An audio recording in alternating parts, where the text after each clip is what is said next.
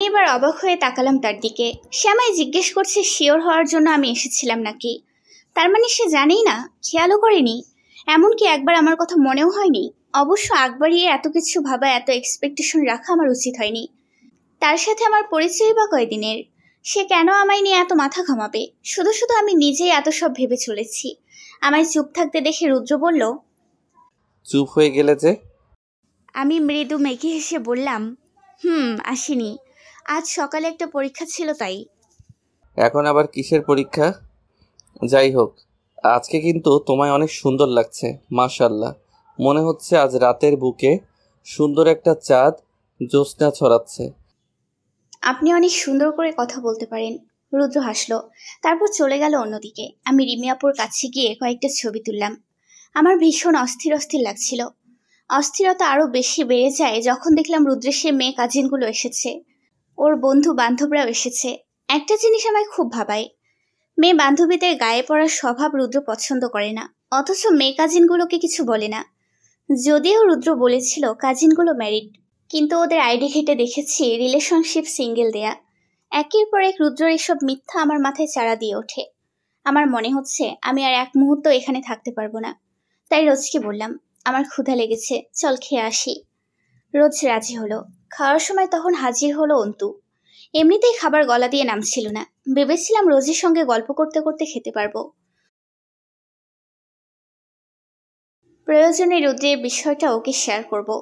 এতে লাভ কি হবে জানি না, তবে মন হালকা হবে। কিন্তু এখন সেটা সম্ভব নয়। অন্তু খেজুরে আলাপ জুড়ে দিয়েছে। রোজও লজ্জায় লাল নীল বর্ণ ধারণ করছে। এই মুহূর্তে আমার গ্যাংটাকে খুব মিস করছি। ওরা থাকলে কখনোই আমার এমন একা একা ফিলিংস হতো না। যতই জ্বালাক না কেন, দিন শেষে বিপদে আপদে খারাপ সময়ে ওরা পাশে থাকলে তখন আর কিছু লাগে না। ভেতর থেকে আমার এখন দীর্ঘশ্বাস বেরিয়ে আসে। এই খাবার আর আমার গলা দিয়ে নামবে না। আপনারা বিশ্বাস করবেন কিনা জানি না, তবে আমার খুব খুব একা বোধ হচ্ছে। আমি টেবিল ছেড়ে উঠে বললাম, আমার খাওয়া শেষ, আপনারা খান। বসো, আমারও প্রায় শেষ। আমি রিমি আপুর কাছে যাই, অন্তু ভাইয়া তো এখানে আছেই, খাওয়া শেষ করে চলে এসো। মিথ্যে বলে আসলাম, রিমি আপুর কাছেও যাব না, কারণ সেখানে রুদ্রও তার গ্যাং রয়েছে। ওদেরকে আমার সহ্য হচ্ছে না। ইচ্ছে করছে সবার মাঝখান থেকে রুদ্রের পাঞ্জাবির কলার টেনে ধরে বাইরে নিয়ে আসি, তারপর সামনে বসিয়ে গান শুনি। রুদ্রের গানের গলা অসম্ভব রকমের সুন্দর। না, সে আমায় গান শোনায়নি, তার নিজের ডেও টাইমলাইনে পোস্ট করা গানগুলোই শুনে বলছি। কমিউনিটি সেন্টার থেকে বেরিয়ে কিছুটা দূরে এসে দাঁড়ালাম। এখান থেকে গান বাজনার আওয়াজ তেমন তীব্রভাবে শোনা যাচ্ছে না। ফোনে কথা বলার জন্য খুব একটা ডিস্টার্ব করবে না এই সাউন্ড। তিথিকে কল লাগালাম। রিং হওয়ার প্রায় সাথে সাথেই তিথি কল রিসিভ করে বলল, কিরে, বিয়ে বাড়িতে কেমন এনজয় করতেছিস? আমি তো ভাবছি 2 দিন তোর খোঁজই পাবো না। ধুর, ফাউল কথা বলিস না তো, ভালো লাগছে না। কি হয়েছে, মুড অফ নাকি তোর? লাইনে থাক, বাকিদের কলে আনি। শোন, তোর গলা শুনে মনে হচ্ছে সমস্যা বিশাল। সবাই একসঙ্গে লাইনে আসলে টাকা শেষ হয়ে যাবে, কিন্তু কথা শেষ হবে না। তার চেয়ে ভালো আমাদের মেসেঞ্জার গ্রুপে আই, সবাই একসঙ্গে কলে আসি, অ্যাক্টিভই আছে সবাই। আচ্ছা, আমি তাহলে এমবি কিনে আসতেছি। আই। কল কেটে দিয়ে ফোনে এমবির অফার দেখছিলাম। বাড়িতে ওয়াইফাই থাকায় এমবি নেওয়ার তেমন কোনো প্রয়োজন হয় না বলে নিও না, কিন্তু এখন আমার মন সাংঘাতিক লেভেলের খারাপ। ওদের সঙ্গে কথা বলা প্রয়োজন। এমবি কিনে ডাটা অন করব, তখন মনে হলো পেছনে কেউ আছে। আমি সাথে সাথে পেছনে ঘুরে দাঁড়িয়ে দেখি একটা ছেলে। ছেলেটি ভয় পেয়ে দুহাত ওপরে তুলে বলে, রিল্যাক্স, রিল্যাক্স, ভয় পাবেন না। ভয় পাবেন না বললেই কি আর হয়? ভয় তো অলরেডি পেয়ে বসে আছি আমি। বুকে থুথু দিয়ে তার দিকে তাকালাম। সাদা শার্টের ওপর কালো স্যুট পরা একটি ছেলে। কে আপনি? জিজ্ঞেস করলাম আমি। আমি রুদ্রর বন্ধু। আমি যদি ভুল না হই তাহলে আপনি নবনী। জি, আপনি সঠিক। যাক, যেটা বলতে এসেছিলাম, রুদ্র আপনাকে ডাকছে, পেছনের গেটের দিকে আছে। আমি সেদিকে তাকিয়ে বললাম, আমি তো চিনি না, তাকে আসতে বলুন। ও আপনাকেই যেতে বলল। বললাম ঠিক আছে। যাওয়ার পথে সে বলল, সরি, আমি কিন্তু আপনাকে ভয় দেখাতে চাইনি। ইটস ওকে, সমস্যা নেই। এখান থেকে গান বাজনার শব্দ অনেক জোরে জোরে আসছে। রুদ্র যে কেন আমায় ওইদিকে ডাকলো আমি সেটাই বুঝতে পারছি না। ক্রমে ক্রমে পথ নির্জনতার দিকে যাচ্ছিল। এবার আমার ভয় হতে লাগলো। আমার কেন জানি না মনে হচ্ছে আমি তাকে বিশ্বাস করে ভুল করেছি। এখান থেকে গলা ফাটিয়ে চিৎকার করলেও কেউ আমার গলার আওয়াজ শুনতে পাবে না। ভয়ে হাত পা কাঁপাকাঁপি শুরু করে যায়। কিন্তু ছেলেটির সরলভাবে বলে যাওয়া কথাগুলো শুনে সন্দেহ করাও কষ্টকর। কিন্তু এবার আমি সন্দেহ নয়, বরং শিওর হয়ে গেলাম যে রুদ্র আমায় ডাকেনি, বরং এটাই ছেলের একটা ফাঁদ। আর আমি বিশ্বাস করে সেই ফাঁদেই পা দিয়ে ফেলেছি। কারণ বক্স থেকে রুদ্রের গান শুনতে পাচ্ছিলাম। হ্যাঁ, এটা রুদ্ররই গলা। রুদ্র যদি ভেতরে গান গেয়ে থাকে তাহলে একই সময়ে সে অন্য জায়গায় আমায় ডাকবে, এটা অসম্ভব। আমি দাঁড়িয়ে পড়লাম। আমার সঙ্গে এবার ছেলেটিও দাঁড়িয়ে পড়ে। মাটির সাথে আমার পা আঁকড়ে আছে মনে হচ্ছে। কিন্তু এই মুহূর্তে আমায় পালাতে হবে। আমি যদি নিজে নিজেকে বাঁচাতে না পারি তাহলে অন্য কেউ পারবে না। অন্য কেউ তো জানতেই পারবে না। আমি দৌড় দেওয়ার আগেই ছেলেটি আমার হাত চেপে ধরে বলে, কি হলো, চলেন। আমরা দুজন দুজনের কথা শুনতে পাচ্ছিলাম। হাত ছাড়ানোর চেষ্টা করতে করতে বললাম, আপনি আমার হাত ধরেছেন কেন? হাত ছাড়েন। আপনি আমায় মিথ্যেও বলেছেন। রুদ্র আমায় ডাকেনি। ভয়ে আমার কণ্ঠস্বর থেকে কোনো শব্দ বের হচ্ছিল না। এই কথাগুলো বলতে আমার নিজের সাথে যুদ্ধ করতে হয়েছে। এবার ছেলেটির চোখে মুখে লোভ লালসার কুৎসিত হাসি দেখতে পাই আমি। মনের সাহস আমি হারিয়ে ফেলেছিলাম। আমার বোধহয় আর কিছু করার নেই। ছেলেটি আমার হাত ছাড়ল না, বরং আরো শক্ত করে ধরল। ছেলেটির হাতে সাহস করে কামড় বসিয়ে দেওয়ার পর আমার হাত আলগা হয়। সঙ্গে সঙ্গে দৌড় দিই আমি। কিন্তু হায়, দৌড়ানোর মতো শক্তি আমার একেবারেই ক্ষীণ। ছেলেটি ধরে ফেলে আমায়। আমি হাউমাউ করে কেঁদে ফেলি। আমায় টানতে টানতে নিয়ে যাচ্ছে নির্জনতা থেকে আরো নির্জনতার দিকে। দুনিয়া অন্ধকার হয়ে আসছিল আমার। বারবার বাবা মায়ের মুখটা চোখের সামনে ভেসে উঠছে। আমার পরিণতির সমাপ্তি আজ এখানেই। এরপর আর এই সুন্দর ধরনী হয়তো দেখার সৌভাগ্য আমার হবে না। আমার আত্মচিৎকার রুদ্রে গাওয়া গানের আড়ালে তলিয়ে যাচ্ছে। কারো কূর্ণ কুহুরে পৌঁছাচ্ছে না, পৌঁছাবে না। ছেলেটির শক্ত হাতের কবল থেকে নিজেকে বাঁচানোর আমার পক্ষে দুঃসাধ্য। এই সিচুয়েশনে কোনো মেয়ের নিজেকে রক্ষা করার মতো বোধবুদ্ধি থাকবে না। মনে প্রাণে আল্লাহকে ডেকে চলেছি, চিৎকার করছি। আমি জানি আমার চিৎকার কারো কান পর্যন্ত পৌঁছাবে না, কিন্তু তবুও ব্যাকুল মন সম্ভ্রমোহানির কবল থেকে বাঁচতে চাইছে। সুন্দর পৃথিবী, সুন্দর ভোরটা দেখতে চাইছে।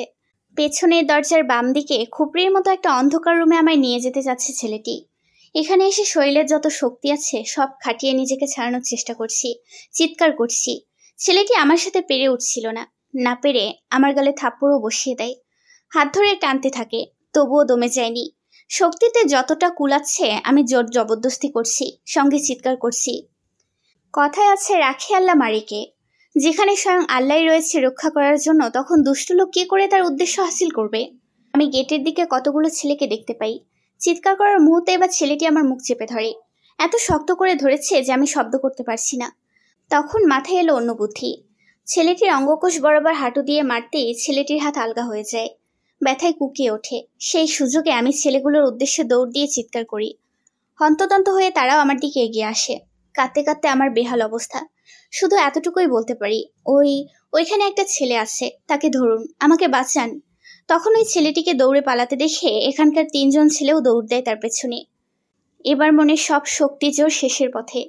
সেন্সলেস হয়ে যাই আমি। এরপর আর কিছু মনে নেই আমার। যখন জ্ঞান ফিরে তখন নিজেকে আবিষ্কার করি নিজের ঘরে। ওই ঘটনার কথা মনে পড়তেই চিৎকার করে কেঁদে উঠি। পাশে মা বসেছিল, আমায় জড়িয়ে ধরে কেঁদে ফেলেন। সান্ত্বনা দিয়ে বলেন, কাঁদিস না মা, কিচ্ছু হয়নি, শান্ত হ। আমি নিজেকে শান্ত করতে পারছিলাম না। বাচ্চাদের মতো হাউমাউ করে কাঁদছিলাম। আমার বারবার মনে হচ্ছে ওই ছেলেগুলো যদি না থাকতো তাহলে আমার কি হতো। এই কথা মনে পড়তেই বাঁধ ভাঙা কান্নারা আমায় পেয়ে বসে। মা বাবা অনেক বুঝিয়ে সুঝিয়ে আমার কান্না থামাতে পারে না, কিন্তু কান্নার গতি কিছুটা কমে আসে। মা আমায় বুকে জড়িয়ে ধরে ঘুম পাড়িয়ে দেয়। সকালে ঘুম ভাঙার পর কিছুক্ষণ বিছানায় বসে থাকি। কিছুতেই কাল রাতের কথা মাথা থেকে বের করতে পারছি না। রাজ্জাক গিয়ে মাকে ডেকে আনে। মা এসে মাথায় হাত বুলিয়ে দিয়ে বলেন, এখন কেমন লাগছে মা? আমি কিছু না বলে নিষ্পলকভাবে শুধু চেয়ে রইলাম। কয়েক সেকেন্ডের মধ্যেই রুদ্র ঘরে আসে। মাকে জিজ্ঞেস করে, আপনারা রেডি হননি এখনো? আমরা রেডি, তোমার আঙ্কেলও ঘরেই। রুদ্র এবার আমাকে বলল, নবনী চলো, তাড়াতাড়ি রেডি হও, ওই কুত্তার বাচ্চারে জেলের ভাত খাওয়াবো। আমি এবারও নীরব রইলাম। রুদ্র আর কিছু বলল না আমায়। ও সোজা বাবার কাছে চলে যায়। আর মা আমায় রেডি করিয়ে দেয়। যতক্ষণ কাল রাতে ঘটে যাওয়া ঘটনার কথাটা মাথায় আসছে ততক্ষণই ভয়ে আমার হাত পা কাঁপছে, কলিজার পানি শুকিয়ে আসছে। বাবা মা আমি আর রুদ্র থানায় গিয়ে কেস করে আসি। স্কুলেও যাই না বেশ কদিন, ভয়ে কেমন জানি একদম গুমড়ে গিয়েছি। বান্ধবীরা আসে, সময় দেয়, সাহস যোগায়, শুধু নিজেই পারি না নিজেকে বোঝাতে। আমি জানিও না এই ভয় আমার মন থেকে কবে যাবে, অথবা আদৌ যাবে কিনা। বান্ধবীরা প্রায়ই প্রাইভেট কোচিং মিস দিয়ে আমার বাসায় এসে পড়ে থাকে। কতবার আমার স্কুলে নিয়ে যেতে চেয়েছে, আমি যাইনি, সাহস হয়নি আমার। বারবার মনে হয় যদি আবার এমন কিছু হয়। বাবাও অনেকবার চেষ্টা করেছেন। যখন দেখলেন আমার মনের ভীতি একেবারেই কমছে না, তখন সময় দিলেন আমায় স্বাভাবিক করতে। মাকে বলতে শুনেছি, নয়না এখন থেকে নবনীকে সময় দিও, ওর সাথে গল্প করো। আগে মেয়ে স্বাভাবিক হোক, সুস্থ হোক, স্কুলে পরে যাওয়া যাবে, ওকে ঠিকমতো খাওয়াবে। আমায় স্বাভাবিক করতে চেষ্টার কমতি রাখেনি কেউ, কিন্তু ওই যে ভয় তো আমার মনে চেপে বসেছে। রোজের কাছে শুনেছিলাম সেদিন যে ছেলেগুলো দেবদূত হয়ে এসেছিল ওরা ছিল বরপক্ষ, বরের বন্ধু এবং কাজিন। ওরা সেই ছেলেটিকে ধরে বেধর পিটিয়েছে। বিয়েবাড়ি অনেকের কানে এই ঘটনার কথা চলে গেছে। রুদ্র যখন এসে ওকে দেখে তখন মাথা ঠিক রাখতে পারেনি। এই ছেলেটির নাম তপন, রুদ্রের চরম শত্রু। রুদ্র এসে এমন মার শুরু করে যে ছেলেটি জ্ঞান হারিয়ে ফেলে। অতিরিক্ত মার খেয়ে হাসপাতালেও ভর্তি হতে হয়েছে। ময়মুরব্বীরা না আটকালে রুদ্র হয়তো তপনকে সেখানেই মেরে ফেলত। বারান্দার গ্রিল ধরে দাঁড়িয়ে দাঁড়িয়ে আকাশ দেখছি, উড়ে যাওয়া পাখির সংখ্যা গোনার চেষ্টা করছি। কখনো পারি তো কখনো আবার গুলিয়ে ফেলছি। 2 সপ্তাহেরও বেশি হবে আমি বাইরে যাই না। বাবা প্রাইভেট টিউটরকে বাড়িতে এসে পড়াতে বললেন। কোচিং ক্লাসের পড়া বান্ধবীরা বাসায় এসে বুঝিয়ে দিয়ে যেত। এভাবে আর কতদিন চলবে আমার জানা নেই। ইচ্ছে করে মুক্তি পেতে, কিন্তু আমি পারি না, ভয় হয় ভীষণ। কোথা থেকে তখন রোজ দৌড়ে এসে আমার পেছন থেকে জড়িয়ে ধরে।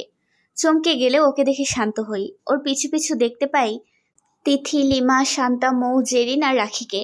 বলে রাখি, আমার বন্দি জীবনে ওরা আমায় অনেকটা সময় দিচ্ছে। রোজের সঙ্গে ওদের অনেক ভালো একটা সম্পর্ক হয়ে গিয়েছে। মৃদু হাসলাম আমি। রোজ বলল, ঝটপট রেডি হই নাও, আমরা সবাই ঘুরতে যাব। তোমরা যাও, আমি যাব না। ইস, বললেই হলো যাব না। তোর জন্য আজ আমরা কেউ স্কুলে যাইনি। এই দেখ, একদম রেডি হয়ে এসেছি। সবাই মিলে আজ প্রচুর ঘুরবো, প্রচুর আনন্দ করব। আমি হালকা হেসে বললাম, তোরা ঘুরে আয়। রুদ্রকে তখন ঘরে আসতে দেখে অবাক হই। রুদ্রও যাবে নাকি? সে শার্টের হাতা গোছাতে গোছাতে বলে, পিচ্ছি তাড়াতাড়ি রেডি হও, তোমার কোনো বাহানা আমরা কেউ শুনবো না। আমি এবারও না করলাম। মায়ের সামনে রাজি করায়। বিরাট একটা গ্যাং মিলে আমরা ঘুরতে যাচ্ছি। রুদ্র, অন্তু, কাউসার, ইলিয়াস, রোজ, তিথি, লিমা, শান্তা, মৌ, জেরিন, রাকা, রাজ্জাক, রিশান আর আমি। এতগুলা মানুষ মিলে আমরা কোথায় যাব সেটা এখনও আমার অজানা। একটা মিনি বাস ভাড়া করা হয়েছে। আমি বসেছিলাম তিথির সাথে। রুদ্র তিথিকে বলল, আপু কিছু মনে না করলে আমি নবনীর সাথে বসি। না ভাইয়া, সমস্যা নেই, বসুন। রুদ্র আমার পাশে বসে ইচ্ছে করে কাশি দেয়। আমি একবার ওর দিকে তাকিয়ে আবার জানালা দিয়ে বাইরে তাকালাম। এতদিন পর বাইরে বের হয়ে একটু ভালো লাগছিল, ভালো মতো নিঃশ্বাস নিতে পারছি। নবনী কি করো? রুদ্রের বোকা বোকা কথা শুনে আমি হাসবো নাকি কিছু বলবো বুঝতে পারছি না। কথা বলার জন্যই হয়তো এসব বলছে। কথা বলবে না পিচ্ছি? আমি বললাম, বলেন, শুনছি। শুধু শুনলে তো হবে না, কথা বলতে হবে। আচ্ছা। কেমন আছো? ভালো, আপনি? কত ভালো? এমন বোকা বোকা প্রশ্ন করছেন কেন? ভালো লাগছে না। রুদ্র নিজেও এবার চুপ হয়ে গেল। বাকিরা গান গাওয়া শুরু করেছে। সমন্বয়ে গান গাচ্ছে সবাই। মনে হচ্ছে আমরা কোনো পিকনিকে যাচ্ছি। আমারও ইচ্ছে করছে ওদের সাথে যোগ হই, কিন্তু কোথায় যেন একটা দ্বিধা। অল্প সময়ের মধ্যেই আমরা বিশাল একটা নদীর সামনে গিয়ে পৌঁছাই। নদীর পাড়ে আসার কারণ কি বুঝলাম না, তবে হ্যাঁ, নদী জায়গাটা আমার পছন্দ। সবচেয়ে বেশি ভালো লাগে নৌকায় ঘুরতে। এই জন্যই কি তাহলে এখানে আসা হয়েছে? সামনে এগিয়ে দেখলাম রুদ্র নাকি আগে থেকেই নৌকা ভাড়া করে রেখেছে। সবাই ইঞ্জিন চালিত নৌকায় উঠলেও আমি আর রুদ্র উঠলাম ডিঙ্গি নৌকায়। এই নৌকায় চড়তেই আমি পছন্দ করি। আমার পছন্দ অনুযায়ী কি রুদ্র সব করছে? কোনো প্রশ্ন করিনি কাউকে। চুপচাপ নৌকায় উঠে মাঝখানে বিছানার পাটির ওপর বসে পড়ি। নৌকার এক মাথায় মাঝি এবং অন্য মাথায় রুদ্র। মাঝি গুনগুন করে গান গাইতে গাইতে বৈঠা চালাচ্ছে নদীর স্রোতে। একটু এদিক সেদিক হেলতে দুলতে নৌকা বিরামহীনভাবে চলছে। রুদ্র আমায় অবাক করে দিয়ে একটা গান ধরে। आसमान के परे एक जहान है कहीं, झूठ सच का वहाँ कायदा ही नहीं, रोशनी में वहाँ की अलग नूर है, साए जिस्मों से आगे जहाँ जाते हैं, चल वहाँ जाते हैं, चल वहाँ जाते हैं, प्यार करने चलो हम वहाँ जाते हैं। রুদ্রের গানের সুরে ঝলমলে করা রোদ মেঘের আড়ালে লুকিয়ে গিয়ে ঘাপটি মেরে বসে থাকে। নীল আকাশে এখন উড়ো মেঘের ছড়াছড়ি। বৃষ্টির মাধ্যমেই কি আকাশ রৌদ্রগানকে সম্বর্ধনা জানাচ্ছে? তাই হবে হয়তো। মাঝি বলল, বৃষ্টি হইব মনে হইতাছে, নৌকা কি পারেনি মু? না, আপনি নৌকা চালান। বেশি বৃষ্টি হলে যদি নৌকা উল্টে যায়, যদি পড়ে যাই? আমি কিন্তু সাঁতার পারি না। রুদ্র হেসে ফেলে আমার কথায়। ওর জায়গা ছেড়ে আমার পাশে এসে বসে। আমি থাকতে তোমার কোনো ভয় নেই। আমি সরাসরি রুদ্রের চোখের দিকে তাকাই। ওর চোখে বেশিক্ষণ তাকিয়ে থাকার সাধ্যই আমার নেই। অন্যদিকে চোখ ফেরানোর সাথে সাথে ঝুপঝুপ করে বৃষ্টি পড়া শুরু করে। প্রথমে ছোট ছোট ফোঁটায়, আর এখন বড় বড় ফোঁটায়। প্রবল বর্ষণ হচ্ছে। নদীতে পড়া প্রতিটি বৃষ্টির ফোঁটা বিন্দু সৃষ্টি করছে। একটা দুইটা করে অসংখ্য বিন্দু রেখা, একটা আরেকটার সঙ্গে মিলিয়ে যাচ্ছে। এদিকে আমরা তিনজনও ভিজছি। রুদ্র আমার হাত ধরে বলে, ভয় নেই, আমি আছি। কিছুক্ষণ মৌন থেকে নিজেই বলল, আমি রিলেশন করি না, কারোর সাথে মিশি না, এই জন্যই আমার অনেক শত্রু রয়েছে। এরা আমার ক্ষতি করতে না পারলেও চেষ্টা করে আমার কাছের মানুষদের ক্ষতি করার। তোমার সঙ্গে আমার ভালোই মেলামেশা হয়েছে, শত্রুরা ফলো করেছে। তপনও এই সুযোগটাই কাজে লাগিয়েছে। আমি নিজে থেকে না বললে যেই বলুক না কেন তাদের কথা বিশ্বাস করবে না। তোমায় ডাকার হলে আমি নিজেই ডাকবো, নিজেই আসবো। যখন শত্রুরা তোমায় টার্গেট করেই নিয়েছে তখন আর তোমায় আমি ছাড়ছি না। আমি ছাড়বো না তোমায়। তোমার সাথে আছি, তোমার পাশে আছি। রুদ্রের কথা শেষ হওয়ার সাথে সাথে নৌকা দুলে ওঠে। ভয়ে রুদ্রের হাত খামচে ধরি আমি।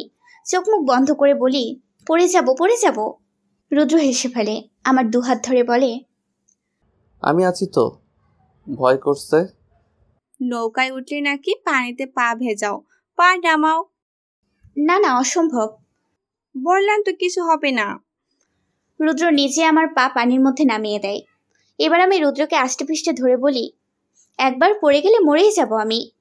রুদ্র মুগ্ধ করে হাসি হেসে বলে, सीने से तुम मेरे आके लग जाओ ना, डरते हो क्यों, जरा पास तो आओ ना, धुन मेरी धड़कनों की सुनो, चल वहाँ जाते हैं, चल वहाँ जाते हैं, प्यार करने चलो हम वहाँ जाते हैं, चल जाते हैं, कोई सुबह वहाँ रात से ना मिले, उड़ के वहाँ चलो, आओ तुम हम चले, चल जाते हैं। ঝিরিঝিরি বৃষ্টি হচ্ছে সকাল থেকে। আকাশের বোধহয় মন খারাপ, কিন্তু পরিবেশ সুন্দর। মেঘলা আকাশ দেখতে মন্দ লাগে না। কিন্তু বৃষ্টির মধ্যে বাইরে যেতেই রাজ্যের যত আলসেমি লাগে। স্কুলে যাওয়াটা ভীষণ মিস করছি। এখন ক্লাসে পড়ার চেয়ে আড্ডা বেশি হতো, গান গাওয়া হতো। তাই স্কুলে থাকাকালীন বৃষ্টি হলে আমরা সবচেয়ে বেশি খুশি হতাম। আমার স্কুলে যেতে ইচ্ছে করে, কিন্তু এখনও মন থেকে ভয়টা পুরোপুরি দূর করতে পারিনি। বাড়িতেই চলছে পড়াশোনা। নব্বু আপা, এই ছড়াটা শিখাই দিবেন? আমি পেছনে তাকিয়ে দেখি বই হাতে রাজ্জাক দাঁড়িয়ে আছে। আপনাদের তো বলাই হয়নি, বাবা রাজ্জাককে স্কুলে ভর্তি করিয়ে দিয়েছে। আমি তো আগেই বলেছিলাম আপনাদের এমনটাই হবে, মনে আছে? ঘরের কাজ মা একাই করে, যত বকাঝকাই করুক না কেন কাজের বেলায় সে একদম ঠিকঠাক। সবার সব কাজ মায়ের পছন্দও হয় না। আমি বারান্দায় ছিলাম এতক্ষণ। ঘরে এসে রাজ্জাককে নিয়ে বিছানায় বসে জিজ্ঞেস করলাম, আজ স্কুলে যাসনি কেন? মা বারণ করছে, কইছে বৃষ্টির মধ্যে স্কুল যাওয়ান লাগবে না। তুই আমার মাকে মা বলিস নাকি? কেন, আপনি জানেন না? না, এখন জানলাম। তুই তাহলে আমার ভালোবাসার ভাগ বসাতে চলে আসছিস?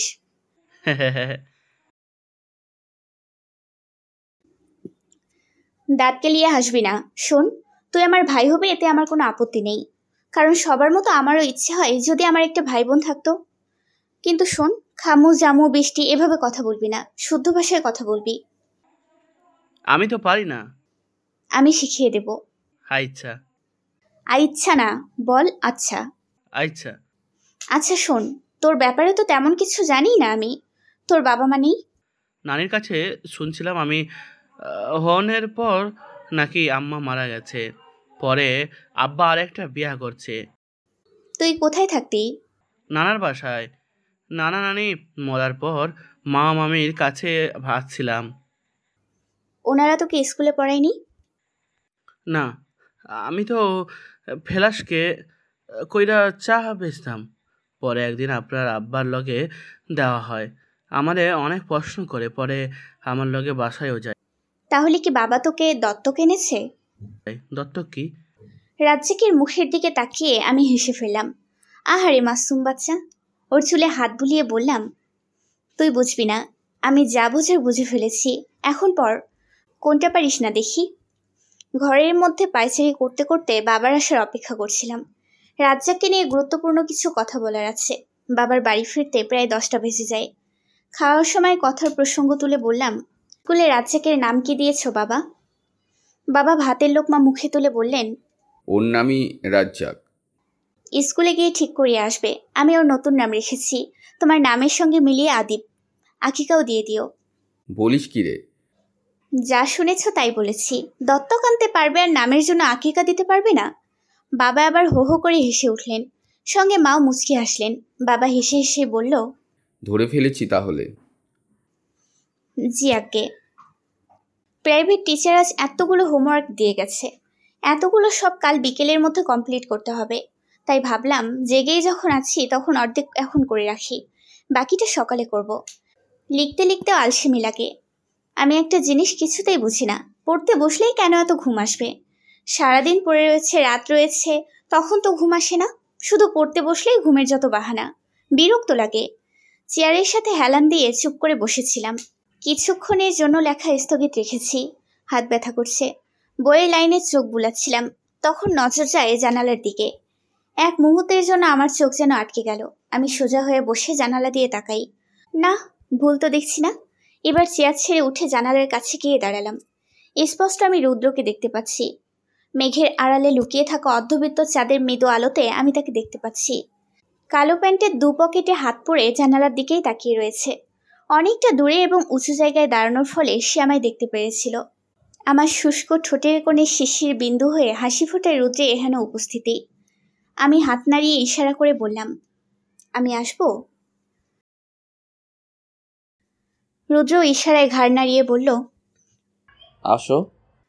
গলায় একটা ওড়না ঝুলিয়ে দ্রুত আমি নিচে নেমে পড়ি। অবশ্যই মায়ের চোখ ফাঁকি দিয়ে নামতে হয়েছে। বাড়ির নিচে এসে দেখি রুদ্র দাঁড়িয়ে রয়েছে। আমাকে দেখেই সেই ভুবনজয়ী হাসি হেসে বলল, হাঁটবে? আমি কথা না বলে মাথা নাড়িয়ে সায় দিলাম। দুজনে চুপচাপ হাঁটছি। না, আমি চুপ থাকলেও রুদ্র চুপ নেই, কথা বলছে সে। আর আমি মন্ত্রমুগ্ধ হয়ে তার কথা শুনছি। আমরা এখন যাচ্ছি টং দোকানে চা খেতে। রুদ্র ভাষ্যমতে বাদলা দিনে চা পান করার অমৃত খাবারের কোনোটাই নাই। অধিকাংশ মানুষের চা পছন্দ হলেও আমার কেন জানি ততটা ভালো লাগে না। কারো কারো কাছে চা এতটাই পছন্দ যে পারলে বালতি ভরে খেতে পারবে। আর আমার বিষয় হচ্ছে মুডের উপর ডিপেন্ড করে। আপনাদের অদ্ভুত এবং অবাক লাগতে পারে, কিন্তু সত্যি এটাই। একসময় অবশ্য প্রচুর চা খেতাম, ছোটবেলায় আর কি। যদিও এখন আমি ছোটই, কিন্তু আরও ছোট থাকতে মোটামুটিভাবে গ্লাস ভর্তি করে চা খেতাম। এ কথা আমার মা জানিয়েছে। আজ যেখানে রুদ্র চা খাওয়ার অফার করেছে সেখানে না করার তো প্রশ্নই আসে না। এখন আমরা হাঁটছি কাদা ভর্তি রাস্তায়। এখানে ওখানে পানি জমে রয়েছে। অনেক সাবধানতা অবলম্বন করে হাঁটার পরেও আমার পা কাদার মধ্যে পড়ে যায়। ছোটবেলা থেকেই আমার সূচিবায়ু রয়েছে, গা ঘিনঘিন করছে এখন। আর এক কদম আগাতে ইচ্ছা করছে না। রুদ্র তখন আমায় নিয়ে পাশে থাকা মুদি দোকানে যায়, পানির বোতল কিনে হাতে দিয়ে বলে, পা ধুয়ে নাও। আপনারা হয়তো ভাবছেন হাঁটার কি দরকার, রিক্সা নিলেই তো হয়। আসলে আমরাও রিক্সা খুঁজেছি, পাইনি। বৃষ্টির দিনে খালি রিক্সা পাওয়া আর চাঁদ পাওয়া আমার কাছে সমানই মনে হয়। রুদ্র কাকে যেন ফোন করেছে, এই সুযোগে আমি ভালো করে পা ধুয়ে নিয়েছি। হয়েছে? আমি মাথা নাড়িয়ে বললাম, হ্যাঁ। এখানে একটু দাঁড়াও। পরিচিত এক রিক্সাওয়ালা চাচাকে ফোন দিয়েছি, সে 5 মিনিটের মধ্যে এসে পড়বে। তাকে কেন ডাকতে গেলেন? খেয়াল করলাম তুমি কাদা পানির মধ্যে হাঁটতে স্বাচ্ছন্দ্য বোধ করছো না। আমি হাসলাম। কিছুক্ষণ মৌন থেকে বললাম, আপনার বউ যে হবে সে অনেক লাকি। কথাটা আমি খোঁচা মেরেই বললাম। আমি আসলে শুনতে চাচ্ছি আমার এই কথায় সে কি বলে। কি অদ্ভুত। রুদ্র কিছু বলল না, শুধু হাসলো। আমি জিজ্ঞেস করলাম, হাসছেন যে? তোমার কথা শুনে হাসলাম। হাসির কি বললাম আমি? সত্যিই তো বললাম। আচ্ছা, আবার আচ্ছা কি? এত খুঁত ধরো কেন পিচ্ছি? কথার উত্তর না দিলে জিজ্ঞেস করব না? আমার এই কথার জবাব দিল না রুদ্র। একটা ফাঁকা রিকশার সামনে এসে দাঁড়ানোর পর রুদ্র বলল, রিকশায় উঠো। চাইলে রিকশায় বসেও আমি প্রশ্নটি আবার করতে পারতাম, কিন্তু এক প্রশ্ন বারবার করাটা কেমন যেন দেখায়। আমার নিজের কাছে আনিজি লাগবে। আঁকাবাঁকা রাস্তায় ছোট ছোট গর্তগুলো এখন পানি দ্বারা পূর্ণ, তাই হঠাৎ হঠাৎ রিকশায় ঝাঁকুনিও লাগছে। সামলে বসো। আমি রিকশা ধরেই বসেছিলাম। রুদ্রের প্রতি বিয়ের দিন আমার প্রচুর রাগ থাকলেও এখন আর সেটা নেই। সময়ের সাথে সাথে রাগও কমে গেছে।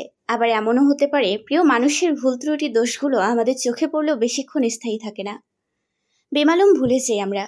মাঝে মাঝে রুদ্রকে জিজ্ঞেস করতে ইচ্ছে করে কেন সে আমায় মিথ্যে বলেছিল, কিন্তু জিজ্ঞেস করতে পারি না।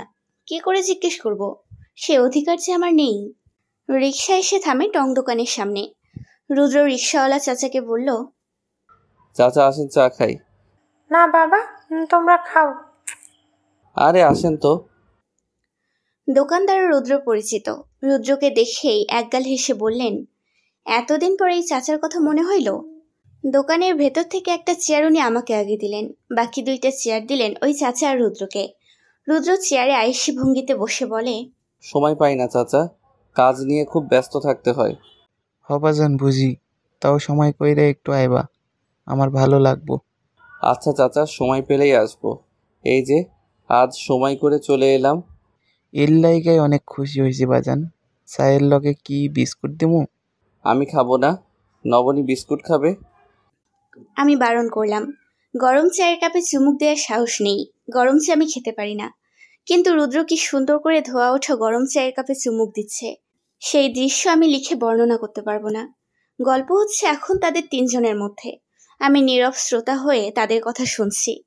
মাঝে মাঝে গভীর দৃষ্টিতে রুদ্রের হাসি মাখা মুখটি লক্ষ্য করছি। আমি ভীষণভাবে ফেসে গেছি। আটকে গেছি আমি রুদ্রর মায়ায়, রুদ্রের প্রেমে। এই ঘোর, এই ধ্যান আমার কাটবে না। আমার রুদ্রকে চাই একান্ত আপন মানুষ হিসেবে। সে শুধু আমার হবে। অন্য কারোর সঙ্গে আমি তাকে ভাগ করতে পারবো না, করব না। সে হবে একান্তই আমার প্রিয় ব্যক্তিগত মানুষ। এই পিচ্ছি। ধ্যানে ফিরে আমি হকচকিয়ে উঠি। আশেপাশে তাকিয়ে একটু লজ্জাবোধ করি। উঠি এবার। আমি মাথা নাড়িয়ে বললাম, ইস। এতক্ষণ রুদ্রের দিকে তাকিয়ে কত কি ভাবলাম। রুদ্রও নিশ্চয়ই খেয়াল করেছে। আমি চুপচাপ রিকশায় উঠে বসলাম। রুদ্র দোকানদার চাচাকে বলল, চাচা সময় পেলে একদিন বাসায় আসেন, আমিও সময় পেলে আসবো। আচ্ছা বাজান। হালকা বাতাস, ঠান্ডা ওয়েদার, পাশে প্রিয় মানুষ। ইচ্ছে করছে সময়টা এখানেই থেমে থাকুক। আজ একটা টাইম মেশিনের খুব শখ হচ্ছে। থাকলে বেশ ভালোই হতো। ঘড়ির কাঁটা চুপ করে থামিয়ে দিতাম। থমকে যেত সময়। গল্প করতাম আমরা অহরহ, কিন্তু সময় ফুরাতো না। আফসোস, এটা কখনো হওয়ার নয়। রুদ্র নিজের চুলের মাঝে হাত বুলিয়ে বলল, নবনী কাল থেকে তুমি স্কুলে যাবে? না। না কি আবার? সামনে তোমার এসএসসি পরীক্ষা, ভালো রেজাল্ট করতে হবে না? আমি তো বাসায় পড়ছি। বাসায় পড়া আর ক্লাস করা কি এক হলো? যদি একই হতো তাহলে কেউই আর স্কুলে যেত না, বাসায় পড়ে পড়ে বিদ্যাসাগর হয়ে যেত। আপনি আমার দিকটা বুঝতে পারছেন না। আমি সবই বুঝতে পারছি। সেদিনের ঘটনা এখনো মন থেকে পুরোপুরি দূর হয়নি, তাই না? বেশ। আচ্ছা, তুমি যে আমার সাথে বের হয়েছো, তোমার কি এখন ভয় লাগছে? না। তাহলে তো হয়েই গেল। কি হয়ে গেল? কাল থেকে অফিসে যাওয়ার পথে আমি তোমায় স্কুলে ড্রপ করে দেব। খবরদার এখন কোনো বাহানা করবে না। একটু আগে তুমি নিজেই বলেছো আমি সাথে থাকলে তোমার ভয় করে না। রুদ্র কথার ধরনে আমি হেসে ফেললাম। আচ্ছা, রুদ্র মনেও কি আমার জন্য সেম ফিলিংস রয়েছে, যেমনটা ওর প্রতি আমার রয়েছে? নয়তো আপনারাই বলুন, সে কেন শুধু শুধু আমার জন্য এত ভাববে, আমায় এত সাহায্য করবে? আপনাদের কি মনে হয় না সেও আমায় ভালোবাসে? খসখসে সাদা পেজের ওপর কলম দ্বারা আঁকিবুকি করছিলাম। স্যার লেকচার দিয়ে যাচ্ছে, কিন্তু সেদিকে আমার কোনো খেয়াল নেই। আমি দৃষ্টি খাতার দিকে এবং মন রুদ্রের কাছে। প্রায় সপ্তাহ হবে আমি স্কুলে আসা শুরু করেছি। মনের ভয়ও দূর হয়েছে। রুদ্র সঙ্গে ছিল যে, কিন্তু আজ আসার পথে বলল, সে এখন থেকে বিজি থাকবে, কাজের নাকি প্রচুর চাপ, তাই আমায় নিয়ে আসতে পারবে না। একটু মন খারাপ অবশ্য হয়েছিল, কিন্তু পরক্ষণেই ভাবলাম আমার জন্য তো আর কাউকে অপেক্ষা করা যাবে না। তাই সুবোধ বালিকার মতো ঘাড় নাড়িয়ে বলেছিলাম, আচ্ছা। গালে হাতে কি ভাবছিস আর কি সব আঁকিবুকি করছিস? আমি অস্ফুট স্বরে উহ শব্দ করে তিথির মতোই ফিসফিস করে বললাম, তোর জামাইয়ের মুন্ডু আঁকি। এটা তোর জামাইয়ের মুন্ডু? ক্লাসে মনোযোগ দে। মনোযোগ পাচ্ছি না। কেন? রুদ্রর কথা মনে পড়ছে বারবার। তুই গেছিস রে নবনী, আমার মনে হয় না এবার তুই পরীক্ষায় পাশ করতে পারবি। আমিও এবার তিথিকে কোনোই দ্বারা গুঁতো মেরে বললাম, আজগুবি কথা বলবি না, অলক্ষণে কথাবার্তা। আমায় বকিস কেন? তোর হালচাল লক্ষ্য করেছিস তুই? এভাবে চললে যে ফেল করবি তা আমি শিওর। শোন, আমি একটা কথা বলি, মনের কথা মনের মধ্যে লুকিয়ে রেখে গুমড়ে মরার চেয়ে তাকে গিয়ে বলে দে। হ্যাঁ বা না যেটাই বলুক, সত্যিটা তো জানতে পারবি। যদি রাগ করে কথা না বলে? না বললে নাই, দুনিয়াতে কি ছেলের অভাব আছে নাকি? আমি এবার তিথির মাথায় গাঁটটা মেরে বললাম, ছেলের অভাব নাই, কিন্তু রুদ্রের অভাব আছে। তোর আর কোনো সাজেশন আমার লাগবে না, পর। কিন্তু মনে মনে আরও একটা বিষয় ভাবছি, সত্যিই কি তাকে আমার ভালোবাসার কথা বলে দেওয়া উচিত? স্কুল ছুটির পর একদম কোচিং করে বাড়ি ফিরছি। 4:30টায় ছুটি হয়েছে। রিকশায় বসে ভাবলাম রুদ্রকে একটা কল করি। কল করার চেয়ে বোধহয় টেক্সট করাই ভালো হয়। মেসেজে টেক্সট না করে আগে ফেসবুকে গেলাম। রুদ্র অ্যাক্টিভ। মেসেজ লিখলাম, কি করেন? তার মেসেজের অপেক্ষায় বসে থাকতে থাকতে প্রায় বাড়ির সামনে এসে পড়েছি। তখন তার রিপ্লাই আসে, কাজ করছি। তুমি? বাড়িতে ফিরছি। রিপ্লাই করলাম আমি। সঙ্গে সঙ্গে সে রিপ্লাই দিল, আচ্ছা, সাবধানে যাও, ফ্রেশ হয়ে খেয়ে রেস্ট নাও। আচ্ছা, আপনি খেয়েছেন? এই মেসেজের আর কোনো রিপ্লাই এলো না। বাড়ির সামনে চলে এসেছি আমি। ভাড়া মিটিয়ে ভেতরে চলে যাই। একটু পরপর চেক করে রিপ্লাই করছে কিনা। না, করেনি। সিনই করেনি। ব্যস্ত বোধহয়। বাড়িতে গিয়ে গোসল করে হালকা কিছু খাবার খেয়ে বিছানায় গায়ে এলিয়ে দিলাম। ক্লান্ত লাগছে খুব, ঘুম ঘুমও পাচ্ছে কেমন। কিন্তু এখন ঘুমালে কখন যে ঘুম ভাঙবে তার কোনো ঠিক নেই। একটু পর আবার স্যার প্রাইভেট পড়াতে আসবে। বিছানায় কিছুক্ষণ গড়াগড়ি করাই ভালো। এর মাঝে আরেকবার ফোন চেক করলাম। উফ, এবারও রিপ্লাই আসেনি। তাই কিছুক্ষণ কার্টুন দেখছিলাম। 6টার মিনিট 5 আগে রুদ্র রিপ্লাই করে, এই তো নাস্তা করব এখন, তুমি খেয়েছো? স্যার এখনই পড়াতে চলে আসবে, তাই বই গুছাচ্ছিলাম। তখনই টুং করে ফোনে একটা শব্দ হয়। রুদ্রর মেসেজ দেখে বই রেখে রিপ্লাই করলাম, হ্যাঁ। কি করছেন? এই তো বসে আছি। তুমি? আমিও। খুব ব্যস্ত থাকেন মনে হচ্ছে। বোঝোই তো কাজের কত চাপ, তবে এখন ফ্রি আছি। কতক্ষণ? 30 মিনিটের মতো। আমার প্রাইভেট পড়তে হয় 1 ঘন্টা। রুদ্র ফ্রি আছে 30 মিনিট। প্রাইভেট পড়লে ওর সঙ্গে কথা বলতে পারবো না। তাই সিদ্ধান্ত নিয়েছি আজ প্রাইভেট পড়বো না। এই জন্য অবশ্য ছোট্ট একটা নাটকও করতে হবে আমায়। রুদ্রকে মেসেজ দিলাম, ওয়েট, লাইনে থাকেন। মায়ের রুমে গিয়ে বললাম, মাথা ব্যথা করছে, কেমন যেন বমি বমিও পাচ্ছে। মা তো রেগে মেগে অস্থির। বমি পাচ্ছে, পেট খারাপ হয়েছে, তার কারণ হিসেবে সে ধরে নিয়েছে আমি আজে বাজে খাবার খেয়েছি। আমি চুপচাপ মায়ের বকুনি খেলাম। ঘরে গিয়ে ঘুমিয়ে থাকো, আমি ওষুধ নিয়ে আসছি। ঔষধ খেয়েছি মা।